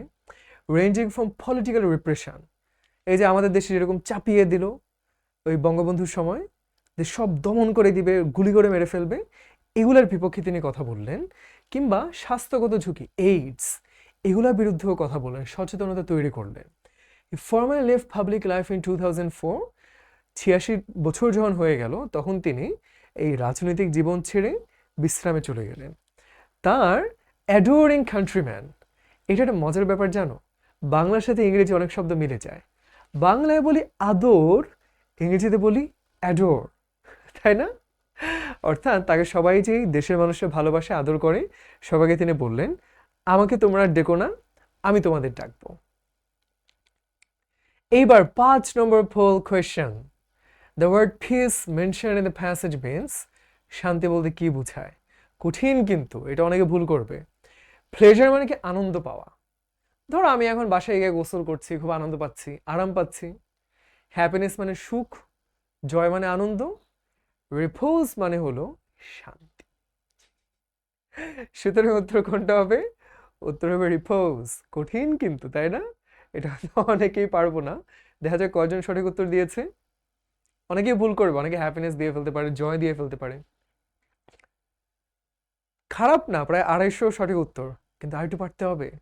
কঠিন একটা শব্দ। রিপোজ মানে হলো, একটা মানে হতে পারে অর্পণ করা, আরেকটা মানে হতে পারে শান্তি খুঁজে পাওয়া। এখানে রিপোজ বলতে শান্তি বোঝানো হয়েছে, peace. But he remained one of the world's most revered public figures, অর্থাৎ তিনি কিন্তু রয়ে গেলেন পৃথিবীর সবচেয়ে সম্মানিত, যাদেরকে আমরা শ্রদ্ধা করি, ভক্তি করি, এরকম একটা মানুষ হিসাবে। Combining celebrity sparkle with an unwavering message of freedom, respect and human rights. Waver মানে কি জানো? এদিকে যাবো না ওইদিকে যাবো, বুঝতে না পারা, দোদুল্যমান থাকা। আর আনওয়েভারিং মানে হলো একদম ফিক্স, উনি সবসময় কিন্তু এই যে সম্মান, স্বাধীনতা, মানুষের অধিকার, এগুলোর জন্য খুব শক্ত একটা আনওয়েভারিং, অবিচল বক্তব্য রেখেছেন। এবং একই সাথে তিনি কিন্তু একজন সেলিব্রিটিও ছিলেন, তাই না? যে তারকার যে ঝলকটা থাকে, যে ওয়াও সাকিব আল হাসান আসলো, মানে থাকে না ওই যে সাকিব কয়েকদিন পর পর দোকান উদ্বোধন করতে যায়, শপিং মল উদ্বোধন করতে যায়, সবাই ভিড় জমায়, তারকাদের যে দ্যুতি থাকে তার ভিতরে সেটা ছিল। He is at the epicentre of our time, অর্থাৎ আমাদের সময়ের একদম কেন্দ্রে তিনি অবস্থান করেন। ভূমিকম্প হয় না? বলে না ভূমিকম্পের এপিসেন্টার কই ছিল? কোথায় ভূমিকম্পের উৎপত্তি? মূল বিন্দুটা, কেন্দ্রবিন্দুটা, উপকেন্দ্রটাকে আমরা বলি এপিসেন্টার। আমাদের দক্ষিণ আফ্রিকা বলি, তোমাদের দেশে বলি, যেখানেই তুমি থাকো না কেন, তিনি হচ্ছেন আমাদের সমাজের, আমাদের সময়ের একদম কেন্দ্রবিন্দুতে আছেন। The years Mandela spent behind bars made him the world's most celebrated political prisoner and a leader of mythic stature for millions of black South Africans and other oppressed people far beyond his country's borders. লম্বা একটা বাক্য, কি বোঝানো হয়েছে বলতো? অর্থাৎ তিনি যে এতগুলো বছর কাঠগড়ায় জেলখানার ওইখানে কাটিয়েছিলেন, এটার ফলে কি হলো বলতো? তিনি কিন্তু পৃথিবীর সবচেয়ে পছন্দের একজন জেলখাটা কয়েদি ছিলেন। সবাই তাকে ভালোবাসে, যে মানুষটা আমাদের জন্য জেলখানায় জীবনটা দিয়ে দিল। একই সাথে মিথিক স্ট্যাচার, স্ট্যাচার মানে কি জানো? তোমার অবস্থান, তোমার উচ্চতা, তোমার মর্যাদা। মিথিক মানে কি? পৌরাণিক রূপকথার গল্পের মতো। চিন্তা করে দেখো, সাউথ আফ্রিকার লক্ষ লক্ষ মানুষ এই মানুষটাকে নেতা মানে, কিন্তু নেতা জেলখানায় বন্দী। তিনি কেমন আছেন তাকে আমরা দেখতে পাচ্ছি না। তিনি দেখতে কেমন, তিনি কি লম্বা না খাটো, তিনি কি শুকনা না মোটা, কেউ কিন্তু জানে না। তখন কি হয় বলতো? জল্পনা কল্পনা হয়, তাই না? মানুষ বলে যে তিনি কিন্তু এরকম দেখতে, তিনি কিন্তু সেরকম দেখতে। তখন জিনিসটা মিথোলজিক্যাল হয়ে যায়, মিথিক হয়ে যায়। হ্যাঁ, একদম রূপকথার গল্পের মতো একটা নেতা তিনি। এবং শুধু সেটা সাউথ আফ্রিকার লক্ষ লক্ষ কালো মানুষের জন্য না, পৃথিবীর সব দেশে, সব প্রান্তে নিপীড়িত মানুষের জন্য তিনি একজন নেতা হিসেবে আবির্ভূত হলেন। এইবার 6 number poll question. The word right mention in the passage means, right মানে কি? একটা মানে কি লেফট রাইট, তাই না? ডান দিক। রাইটের আরেকটা মানে হলো ইউর অ্যান্সার ইজ রাইট, সঠিক। আরেকটা অর্থ আছে, সেটা কি? সেটা হলো অধিকার, তাই না? মেরিট মানে হলো মেধা, বেনিফিট মানে হলো সুবিধা, অ্যাডভান্টেজ মানে হলো সুবিধা, প্রিভিলেজ মানে হলো অধিকার।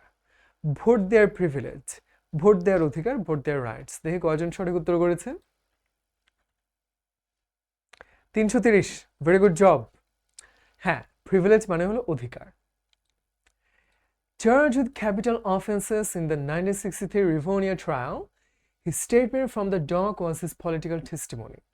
অর্থাৎ রাজনৈতিকভাবে তাকে তো মামলা দিয়ে জেলে পাঠানো হলো, তিনি একটা বক্তব্য রেখে গেলেন, একটা সাক্ষ্য দিয়ে গেলেন, সেটা হলো তার রাজনৈতিক দর্শনের একটা চমৎকার উদাহরণ। তিনি কি বলেছিলেন? আমার সারা জীবনটা আমি আফ্রিকার মানুষগুলোর সংগ্রামের জন্য উৎসর্গ করেছি। আমি এই যে দমন নিপীড়নের বিরুদ্ধে ফাইট করে গিয়েছি, সাদা চামড়া মানুষরা আমাদের উপরে যে চাপিয়ে দিয়েছে সেটার বিরুদ্ধে প্রতিবাদ করেছি। আমি সবসময় চেরিশ করি, আশা করে এসেছি, স্বপ্ন দেখেছি কিসের? একটা গণতান্ত্রিক মুক্ত সমাজের, যেখানে সব মানুষ একসাথে হারমোনিয়াস, শান্তিপূর্ণভাবে থাকতে পারে। হারমোনিয়াম দিয়ে সুন্দর করে শুরু করে করে গান বাজায় না? হারমোনি মানে হলো সংহতিপূর্ণ, সুন্দরভাবে মিলেমিশে থাকা, যেখানে সবাই সমান অধিকার পাবে। তিনি কোর্টকে বললেন, এইটাই হচ্ছে আমার জন্য একটা আদর্শ। আমি আশায় বাঁচি, স্বপ্ন দেখি যেটা একদিন অর্জন হবে। কিন্তু যদি প্রয়োজন পড়ে যে এইটার জন্য আমাকে যদি জানও দিতে হয়, মরে যেতে হয়, আমি সেটার জন্যও রাজি। তার বন্ধুরা জানালেন ম্যান্ডেলাকে সবাই খুব পছন্দ করতেন এবং ভালোবেসে তাই কি বলতেন? মাদিবা। যেমন বঙ্গবন্ধু কিন্তু তার নাম না, বাপমার দেয়া। যখন 1969 সালে আগরতলা ষড়যন্ত্র মামলা হলো, একটা মামলায় ফাঁসিয়ে বঙ্গবন্ধুকে পাকিস্তান ফাঁসি দিতে চেয়েছিল, তখন এই খবর শুনে বাংলার সবাই রাস্তায় নেমে আসলো, প্রচণ্ড প্রতিবাদ হলো। পাকিস্তানের শাসকরা ভয় পেয়ে বঙ্গবন্ধুকে মুক্তি দিলেন। তারপর 1969 সালে 22শে ফেব্রুয়ারি তিনি যখন দেশে ফিরলেন, ছাদ খোলা একটা জিপ গাড়িতে করে লক্ষ লক্ষ মানুষ ফুল নিয়ে তাকে বরণ করার জন্য আছে। তখন তাকে ফুল দিয়ে বরণ করে নেওয়া হলো এবং উপাধি দেওয়া হলো বঙ্গবন্ধু, বাংলার মানুষের বন্ধু। তো তিনি যেরকম বঙ্গবন্ধু উপাধি পেলেন, সেরকম নেলসন ম্যান্ডেলাকে তার বন্ধুরা বলেছিল, দেশের মানুষ বলেছিল মাদিবা। এটা একটা জাতিগত নাম, গোত্রের নাম, যেটা মাধ্যমে তাকে চেনা যেত। দেখবে মহানবী সাল্লাল্লাহু আলাইহি ওয়াসাল্লাম কুরাইশ গোত্রের, এরকম বিভিন্ন দেশ আছে যেখানে গোত্র, কোন বংশ থেকে আসছো সেটা অনেক গুরুত্ব দিয়ে দেখে। আফ্রিকাও এরকম, যে তোমার ক্ল্যান কোনটা, গোষ্ঠী কোনটা সেটা দেখে। আবার আমরা থাকি না বলে যে নোয়াখালী, বরিশাল, সিলেট, চট্টগ্রাম, ওইভাবে বলি না, ওরাও সেরকম এলাকার মতো করে তোমার বংশ থেকে দেখে। মানুষ তার এই যে দয়া, তার যে মানবিকতা, তার যে শ্রদ্ধা, তার যে ব্যক্তিত্ব, সেটা খুব প্রশংসা করত। অ্যাপ্লড মানে কি? প্রশংসা করা, তালি দেয়া। লর্ড মানে হলো প্রশংসা করা। এইবার 7 number poll question. After his 86th birthday Mandela began to lead, অর্থাৎ 86তম জন্মদিনের পরে ম্যান্ডেলা কি ধরনের জীবনযাপন শুরু করলেন? একটু কঠিন, কারণ ডিফিকাল্ট সব ওয়ার্ড। রেফারেন্স মানে হলো ভক্তি শ্রদ্ধা। ভক্তি শ্রদ্ধা সবসময় পেয়ে এসেছে, নতুন তো কিছু না। লাইফ অফ রিপালশন, রিপালশন মানে হলো ঘৃণা করা, খুব বিচ্ছিরি লাগা। অ্যালিয়েনেশন, এলিয়েন মানে কি? অপরিচিত। এলিয়েনেশন মানে দূরে সরিয়ে দেয়া, একদম শত্রুতা তৈরি করা। রেক্লুজ মানে হলো একা একা থাকা, চোখের আড়ালে নীরবে নিভৃতে থাকা। তিনি ওই যে পাবলিক আইজ, জনগণের চোখের বাইরে চলে গেছিলেন না ফ্যামিলি লাইফে? তার উত্তর কি হবে? উত্তর এখানে ভুল দেয়া আছে, I am really sorry for this. আসল উত্তর হবে লাইফ অফ রেক্লুজ। ওকে, সুতরাং এখানে 62 সঠিক উত্তর কেন জানো? এগুলো ভুল উত্তর। আসলে সঠিক উত্তর হবে আ লাইফ অফ রেক্লুজ, নীরবে নিভৃত জীবন। I really sorry about the wrong poll question. এই অপশন কিন্তু 223 জন দিয়েছে, তারা সঠিক উত্তর দিয়েছে। Very good job. Yes, recluse মানে হলো একা একা নীরবে নিভৃতে থাকা। কেমন? হারমিট মানে হলো সন্ন্যাসী, যে একা একা থাকে, সেটাকে বলা যায় রেক্লুজ। চলো আরো একটা 8 নম্বর পোল কোয়েশ্চেন একই সাথে দেখে ফেলি। The word struggle mention in the passage means, আচ্ছা স্ট্রাগল মানে কি? সংগ্রাম করা, ফাইট দেয়া। তাহলে এটা তো সবাই পারবো। অ্যাটেম্পট মানে হলো চেষ্টা করা, যে পরীক্ষা একটু অ্যাটেম্প নিয়ে দেখো, চেষ্টা করে দেখো। ফাইট মানে তো ফাইট, ট্রাই মানে চেষ্টা, এফোর্ট মানেও চেষ্টা। তো সঠিক কোনটা হতে পারে? এবারে কি পোলের উত্তর ভুল থাকবে? আমি জানি না, তো দেখা যাক। এইবার ভুল করে নাই, সঠিকটাই দিয়েছে। সবগুলোর মানেই চেষ্টা, কিন্তু স্ট্রাগল মানে হলো অতিরিক্ত অনেক বেশি করে চেষ্টা করা। অ্যাটেম্প, যে ভাই একটু পরীক্ষাটা দিয়ে দেখ, একটু চেষ্টা করে দেখ, একটু এইভাবে না, একদম মারামারি করতে হবে, রক্ত রক্ত দিয়ে দিব, জান দিয়ে দিব, সেটা হলো স্ট্রাগল। এইটা আশা করি সবাই পেরেছো। দেখতে চাই কয়জন সঠিক উত্তর দিয়েছে। ভেরি গুড, 350 ক্রস করে গেছে। আমরা পারছি কিন্তু এখন। এই যে আবারও দেখতে পাচ্ছি প্যাসেজ শেষ করার পরে অনেকগুলো কঠিন কঠিন শব্দ থাকে, সেগুলো একসাথে এখানে আছে, তাই না? রেকনসাইল মানে সমঝোতা করা, অ্যাপার্থাইড, বর্ণ বৈষম্য, সবই কিন্তু আমরা শিখে ফেললাম মোটামুটি। এখানে সিনোনিমগুলো সুন্দর করে দেখবে, কারণ এগুলো কিন্তু খুব সুন্দর সুন্দর শব্দ। এগুলো ইউজ করতে জানলে তোমার লেখার কোয়ালিটি অনেকখানি ইমপ্রুভ হবে। ম্যানিফেস্টেশন কিভাবে মনে রাখবে? রাজনৈতিক দলে কিন্তু ম্যানিফেস্টো থাকে, অর্থাৎ ওর যে আদর্শগুলা, বলে না যে আমি যদি নির্বাচিত হই তাহলে কিন্তু রাস্তা বানিয়ে দেবো, সবার জন্য পড়াশোনা ফ্রি করে দেবো, স্কুল কলেজ মাদ্রাসা বানিয়ে দেবো, হাসপাতাল বানাবো।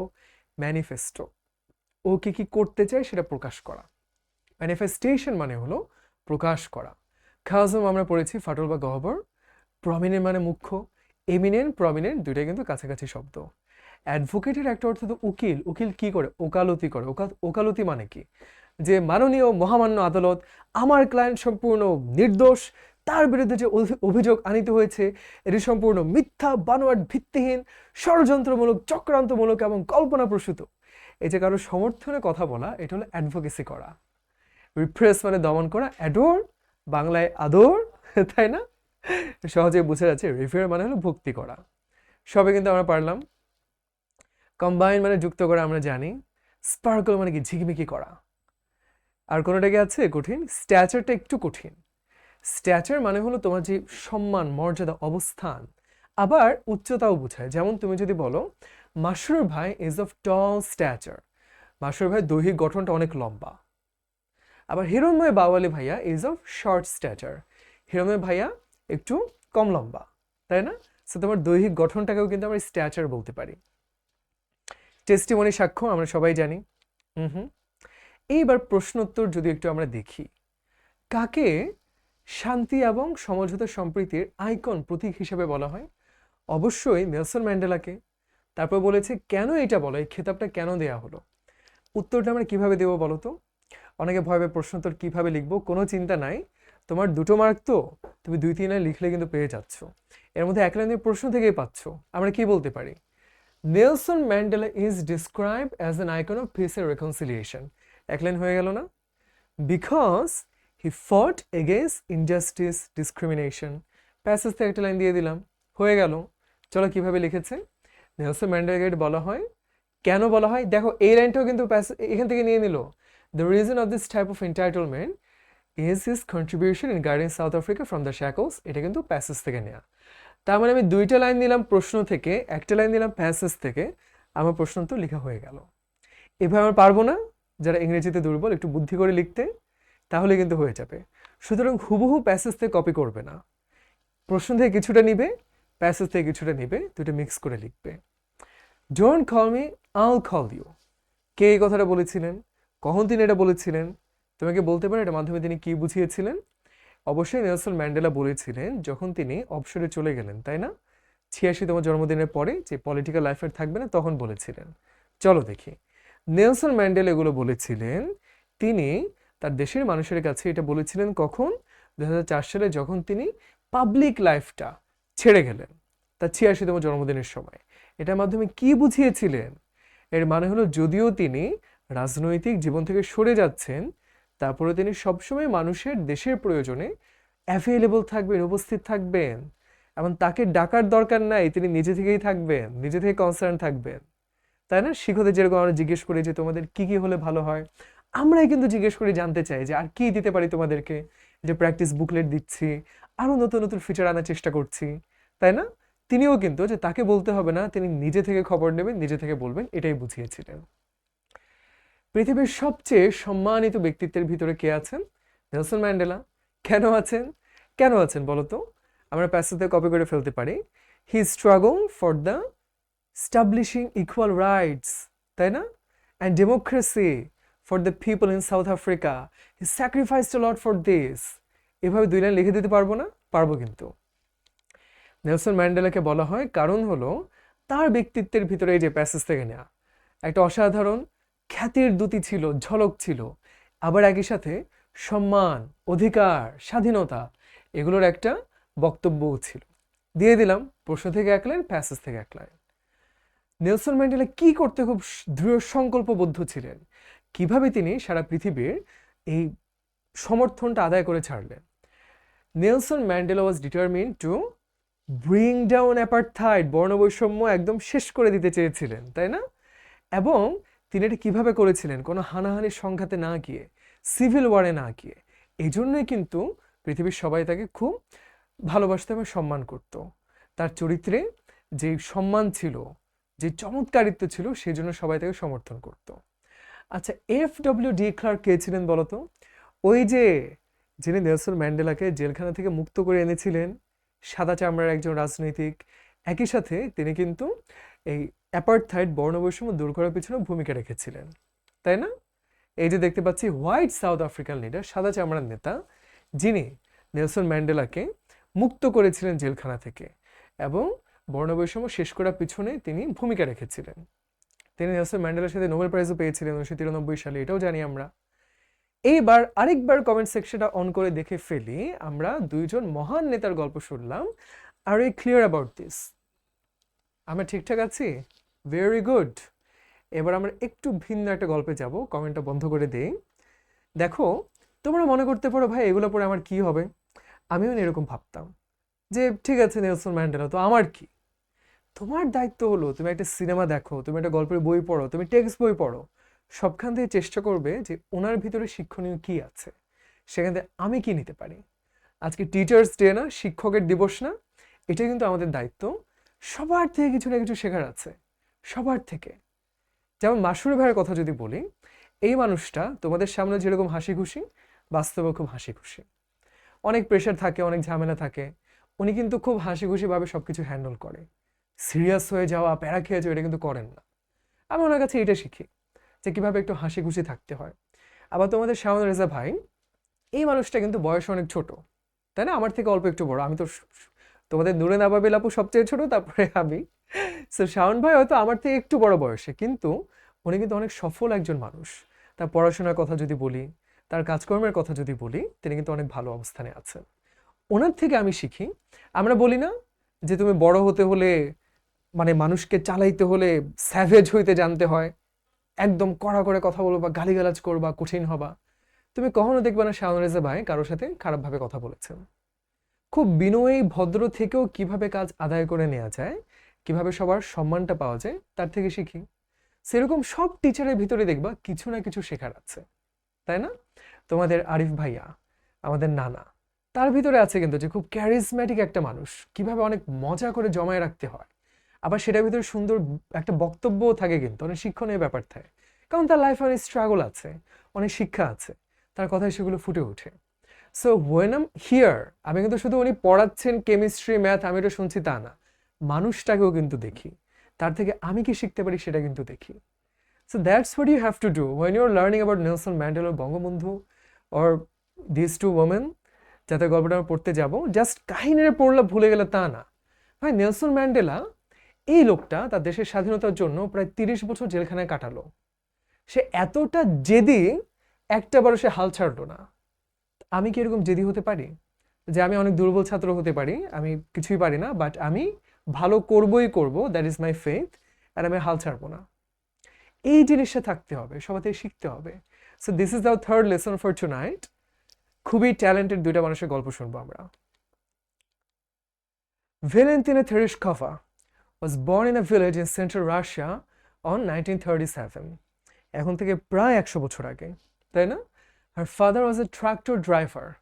মানে কি, আমাদের যে ট্রাক ড্রাইভার আছে, ওখানে ট্রাক্টর থাকে না, ওই যে খেতে খামারে ওই ইয়ে করে, ওখানে কাজ করতেন। মা কি ছিলেন? একটা গার্মেন্টসের কর্মী ছিলেন।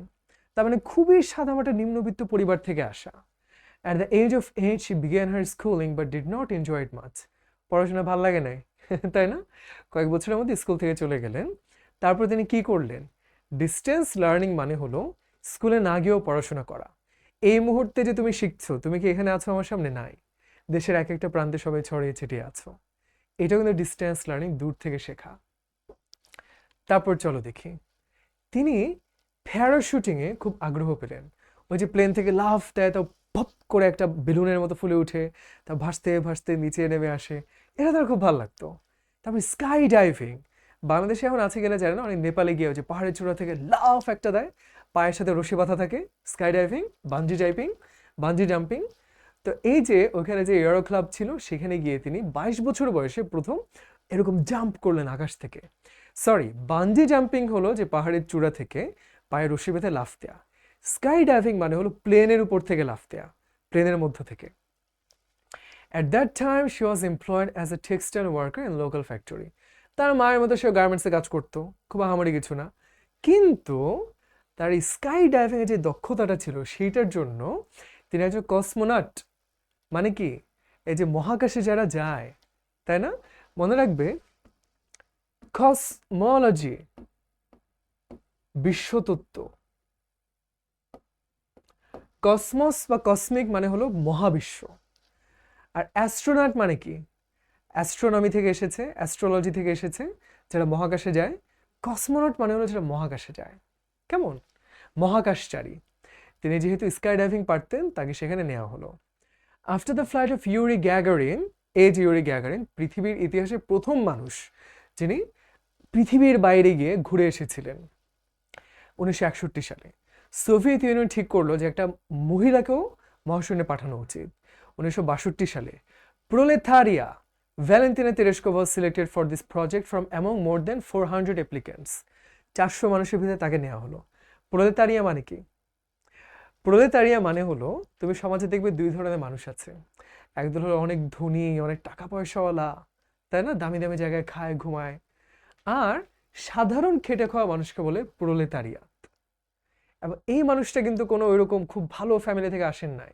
তার মা ছিল গার্মেন্টসের কর্মী, তার বাবা ছিল একটা কি যে কৃষকের মতো। তিনি নিজেও কিন্তু অনেক গরিব একটা অবস্থা থেকে আসা। এই সাধারণ খেটে খাওয়া মানুষের একজন তিনি, তাই তাকে উপাধি দেওয়া হলো প্রোলেতারিয়া। Since the successful launch of the spacecraft Vostok 5 on 1963, সফলভাবে ভস্টক 5 এই আকাশযানটা, স্পেসক্রাফটটা যা লঞ্চ করা হলো, উন্মুক্ত করা হলো, তেরেশকোভা began preparing for her own flight. সে কবে উড়বে নিচে?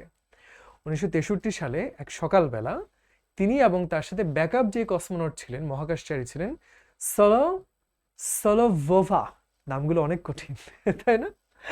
তারা সুন্দর করে স্পেস স্যুট পরলেন, স্পেস শাটলে তাদেরকে নেওয়া হলো একটা বাসে করে। তারপর তার কি করা হলো? যোগাযোগ যাচ্ছে কিনা, রেডিও বা যেটা মাধ্যমে, লাইফ সাপোর্ট, কোনো কারণে যদি কোনো ঝামেলা হয় সেটা যোগাযোগ করতে পারবে কিনা, ইমার্জেন্সিতে বেঁচে থাকতে পারবে কিনা, এগুলো ঠিকঠাক করা হলো। তারপর তাকে সেই মহাকাশ যানের ভিতরে সিল করে দেয়া হলো, আটকে দেয়া হলো। 2 ঘন্টা কাউন্টডাউনের পরে অবশেষে কোনো রকম ভুল ত্রুটি ছাড়া নিখুঁতভাবে ভস্টক 6 আকাশে উঠলো। খেয়াল করে দেখবে অনেকে না বিমানে উঠতে ভয় পায় যে আল্লাহ এটা যদি ক্র্যাশ করে। আর এখানে শুধু বিমানে যাচ্ছে তা না, পুরো মহাকাশে চলে যাচ্ছে।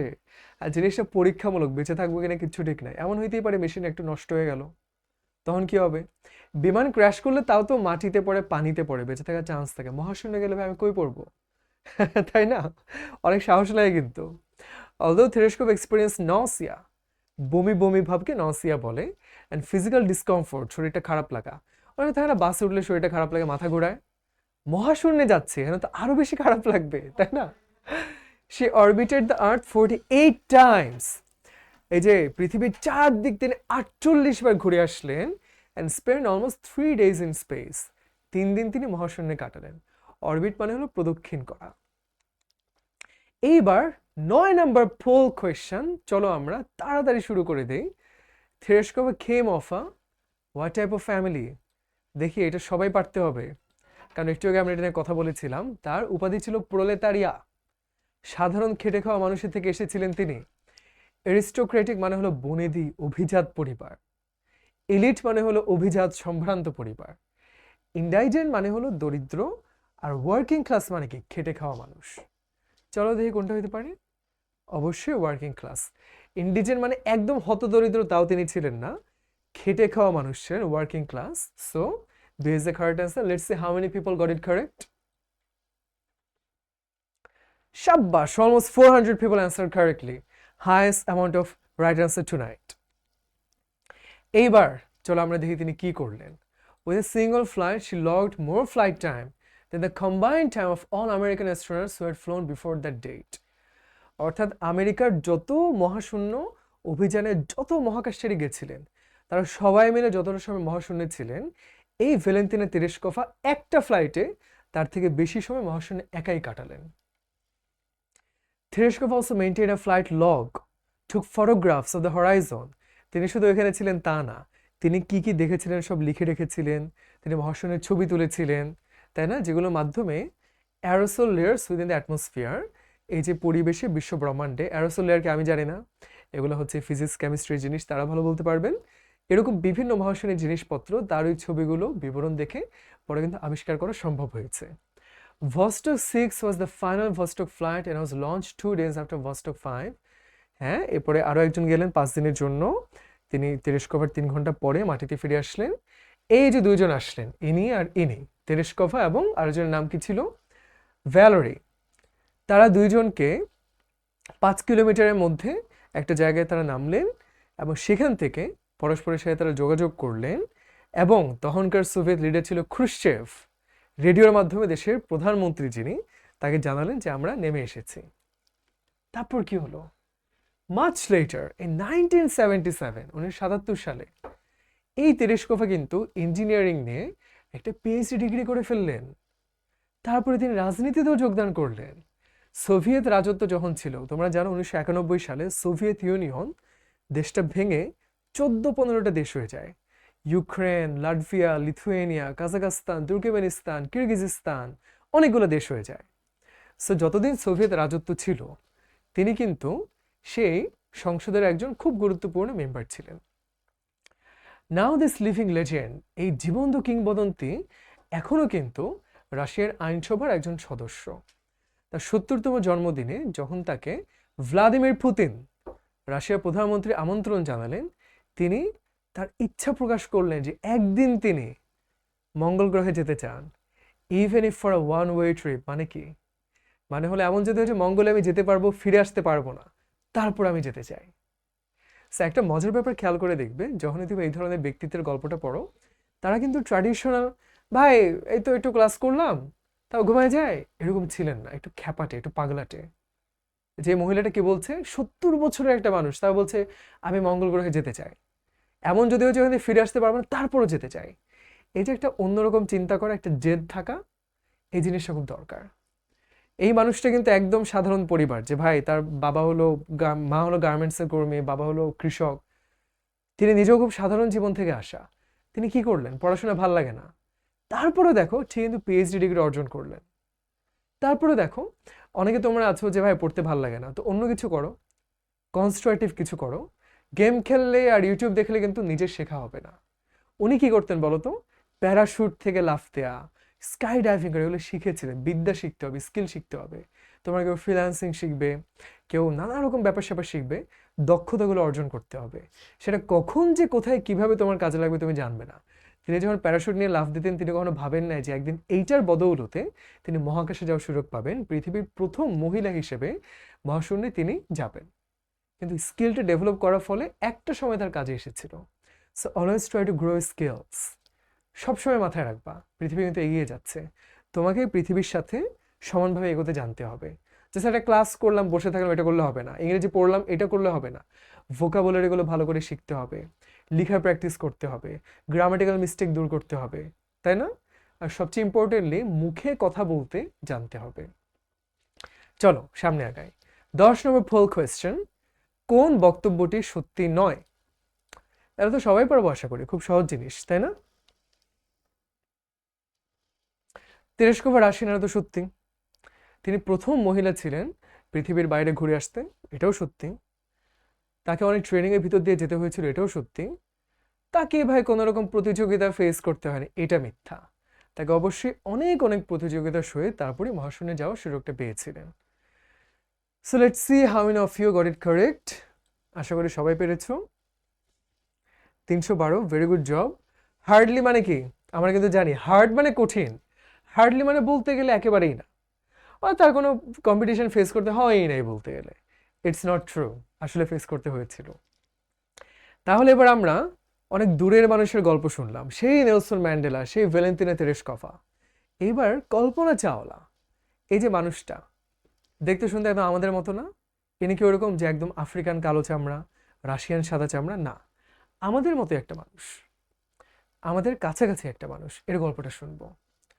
কল্পনা চাওলা খুব অল্প সময় পৃথিবীতে ছিলেন, 40 বছরে মারা যান তিনি। তার কিন্তু ইন্ডিয়াতে জন্ম, তাই না? আমাদের থেকে একটু এখানেই কিন্তু।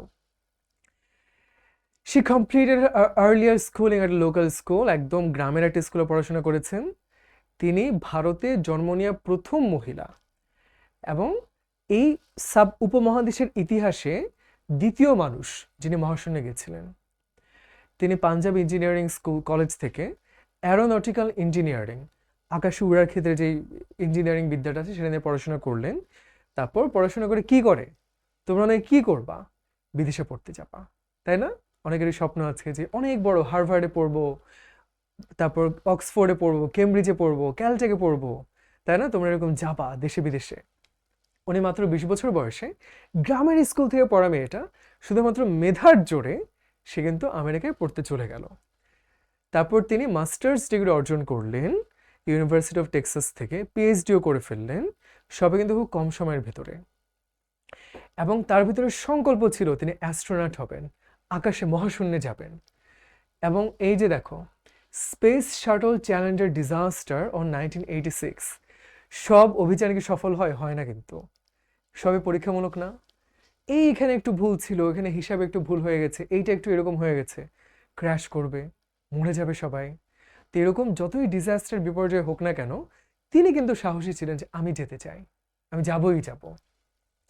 এই যে 86 সালে যে বিপর্যয়টা হলো, 7 জন মহাকাশচারী মারা গেলেন। তুমি কল্পনা করে দেখো, এই 7 জন মহাকাশচারী কত ট্যালেন্টেড ছিলেন, কত পরিশ্রম, পড়াশোনা করে তারা কত বড় বিজ্ঞানী ছিলেন, সবাই মরে গেলেন। চাওলা তিনি নাসাতে জয়েন করলেন 88 সালে, তার মানে 62তে জন্ম, মাত্র 26 বছর বয়সে নাসাতে জয়েন করলেন। তোমাদের মধ্যে কয়জন পারবে? অবশ্যই পারবে, অবশ্যই সম্ভব। সেই জন্য ওইরকম পড়াশোনা করতে হবে যে তোমরা একদিন নাসাতে যাবে, এরকম ভালো ভালো জায়গায় যাবে। She began working as a vice president where she did computational fluid dynamics, কঠিন কঠিন শব্দ, এগুলো আসলে টেকনিক্যাল টার্ম তো পড়া কোনো দরকার নাই। Vertical take off and landing. Vertical মানে কি? প্লেন এভাবে যায়, যদি কাইট হয়ে যায়, কাইট হয়ে কীভাবে ল্যান্ড করবে, কঠিন কঠিন জিনিস নিয়ে তিনি অনেক পড়াশোনা করলেন, গবেষণা করলেন। 1991 সালে তিনি আমেরিকার নাগরিকত্ব পেয়ে গেলেন এবং নাসার মহাকাশচারী হিসেবে ক্যারিয়ার শুরু করলেন। প্রথমবারের মতো তাকে বাছাই করে 1996 সালে, এবং তিনি মহাশূন্যে যাওয়ার সময় এই কথাটা বলেছিলেন, you are just your intelligence, তুমি হচ্ছ তোমার মেধা। এটা মাথায় রাখবা যে ভাই আমার তো কুল হইতে হবে, চুলটা স্পাইক করি, একটু বিড়ি খাই, বুকের বোতামটা খোলা রাখি, this is not who you are. কেউ এটা নিয়ে কেয়ার করে না।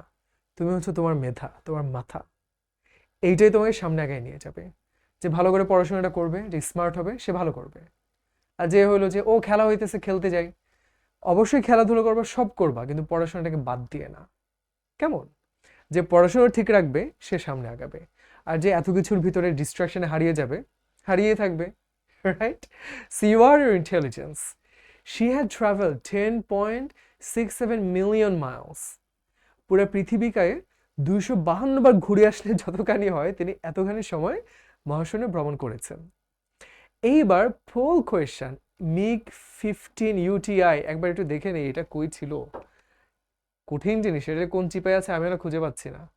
তারপরে ঠিক আছে, তোমার উত্তরটা দাও, সঠিক হোক ভুল হোক কোনো সমস্যা নাই। এটা কি জিনিস, কি মনে হচ্ছে দেখে? সবে উত্তরটা করতে থাকি। ফ্লাইং সসার মানে কি জানো? ভিন গ্রহের প্রাণীরা আসে না মাঝে মধ্যে পৃথিবীতে, তারপরে এই যে দাঁড়াও হয় নাই, ওইখান থেকে যে অদ্ভুত সব প্রাণী বের হয়ে আসে, এরকম চোখ থাকে তাদের, তাই না? সো এটা হলো ফ্লাইং সসার। সসার মানে পিরিচ, এগুলো দেখতে পিরিচের মতো হয় সাধারণত, এই জন্য ফ্লাইং সসার বলে। প্রজেক্টর মানে কি? ওই যে থাকে না যে একটা লাইট বের হয় দেয়ালের ভিতরে, প্রজেক্টরে আলোতে দেখা যায়। এয়ারক্রাফট মানে কি? বিমানের একটা যান। স্পেস প্রজেক্ট মানে কি? মহাশূন্যের একটা পরিকল্পনা। আমার কাছে মনে হচ্ছে এয়ারক্রাফটই হবে, তাই না? মহাশূন্য যান হবে। সো দেখি হাউ মেনি অফ ইউ? 182। কারণ এটা একটু কনফিউজিং ছিল, এটা যে কোত্থেকে আসলে আমি নিজেও বলতে পারছি না, হয়তো আছে, রাইট? এখন যাই হোক, সমস্যা নেই, আমরা সামনে আগাই। এইবার চলো দেখি, এই যে দেখতে পাচ্ছি চাইনিজ বিজ্ঞানী, ইনি আবার কি? কালো চামড়া, আফ্রিকান বিজ্ঞানী। ইনি আমেরিকান সাদা চামড়া। ইনি হচ্ছেন আমাদের ভারতের Kalpana Chawla. Her first space mission began on 1997 with 6 other astronauts on Space Shuttle Columbia. কলম্বিয়ার একটা প্রজেক্টে তারা ঠিক করলেন যাবেন।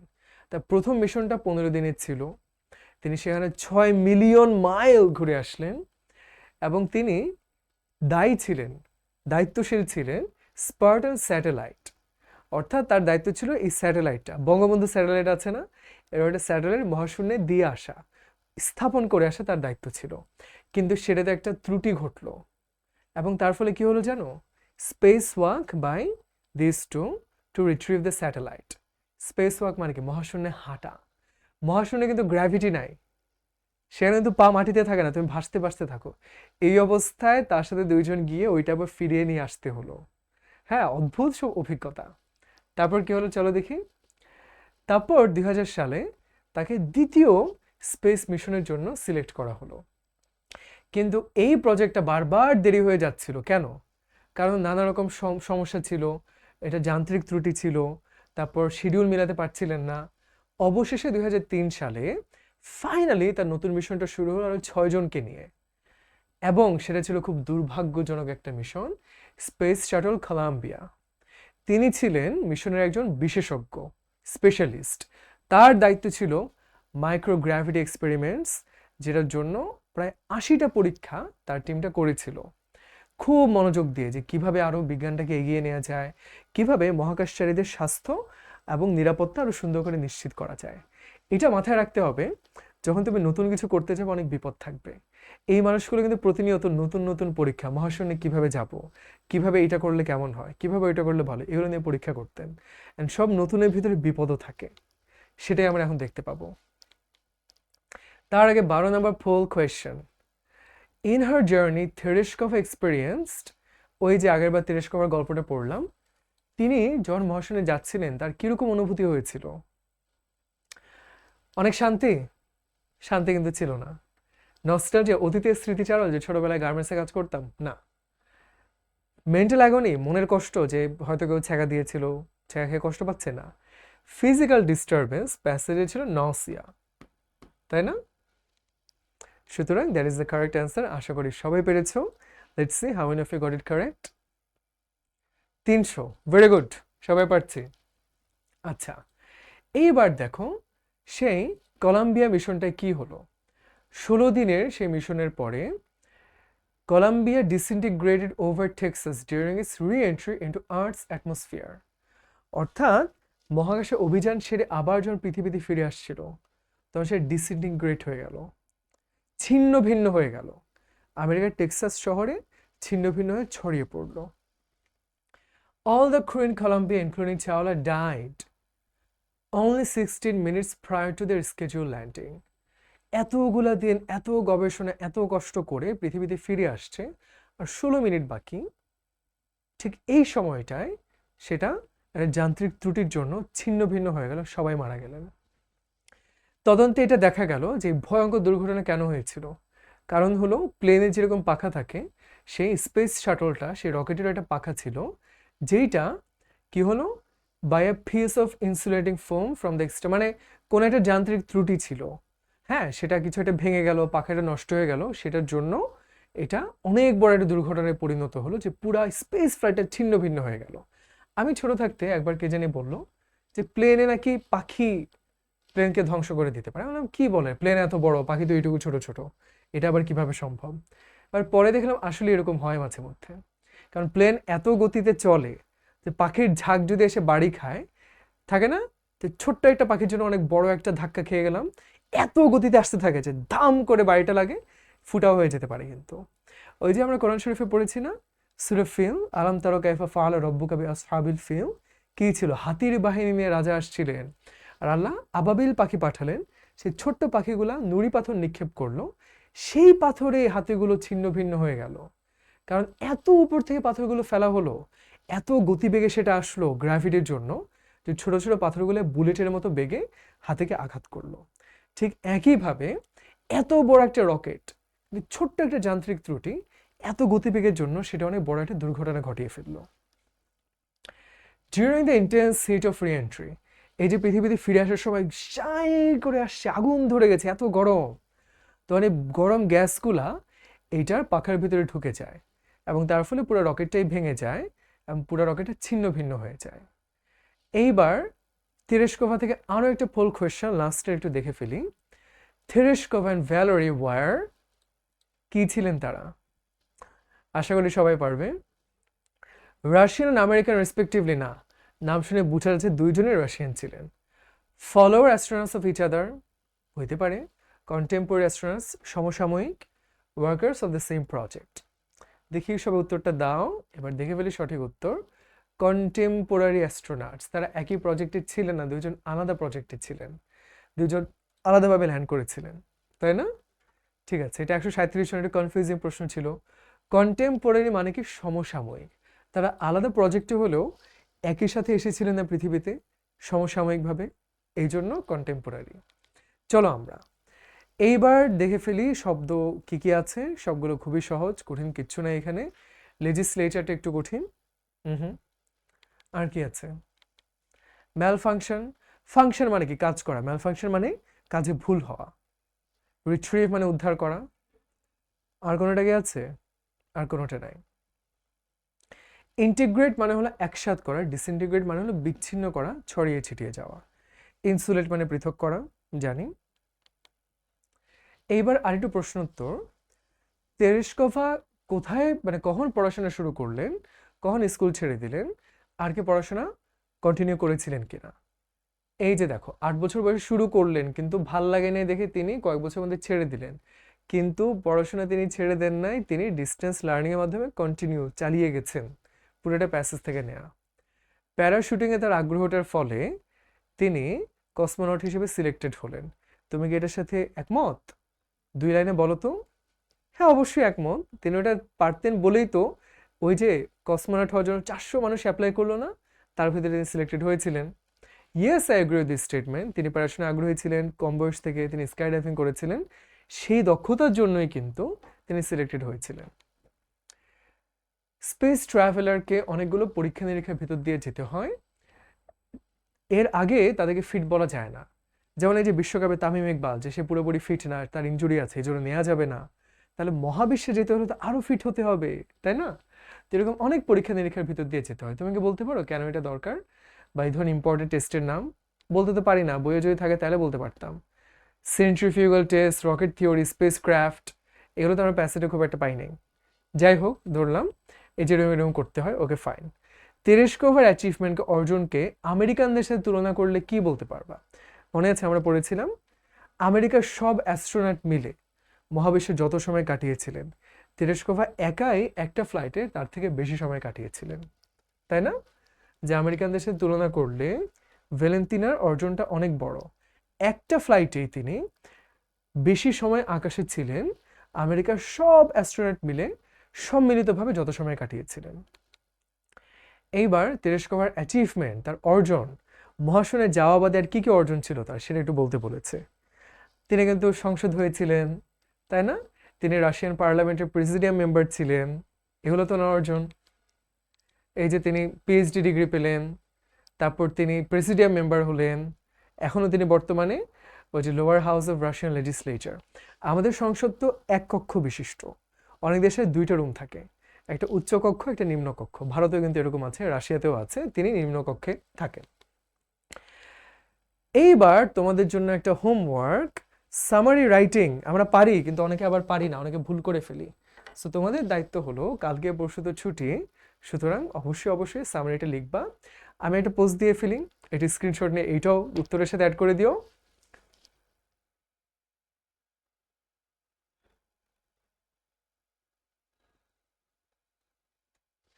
Thank you. যাই হোক, আমার কমেন্ট সেকশনটা অন করে দেই। এই যে পিপিটিটা তোমাদের ক্লাস শেষ হলে দিয়ে দেওয়া হবে কালকে সকালে, বা যখনই এইচডব্লিউ করতে চাও, আজকের ক্লাসে অ্যাপে গিয়ে ক্লাসের নিচে পেয়ে যাবে এইটা, এটা দেখে তুমি একটা সামারি লিখে ফেলবে। ওকে, সো এই যে দেখো তোমাদের প্র্যাকটিস বুক, ক্লাসটা শেষ হওয়ার পরে কিন্তু এই যে প্যাসেজটা পড়লে কিভাবে প্রশ্ন উত্তর করতে হয়, কিভাবে ফার্স্ট পেপারে বিষয়গুলো সলভ করতে হয়, অনেক কিছু নিয়ে একটা প্র্যাকটিস বুক দিয়ে দেওয়া হবে। অবশ্যই সেটা পড়বে, অবশ্যই সেটা দেখবে। So thank you everyone. আজকে অনেক ইন্টারেস্টিং 3টা গল্প শুনলাম, বঙ্গবন্ধু, নেলসন ম্যান্ডেলা এবং 2জন মহাকাশচারী। সবাই ভালো থেকো, সবার অনেক সুন্দর একটা উইকেন্ড কাটুক, অনেক দোয়া করি। আসসালামু আলাইকুম এভরিওয়ান, আল্লাহ হাফেজ।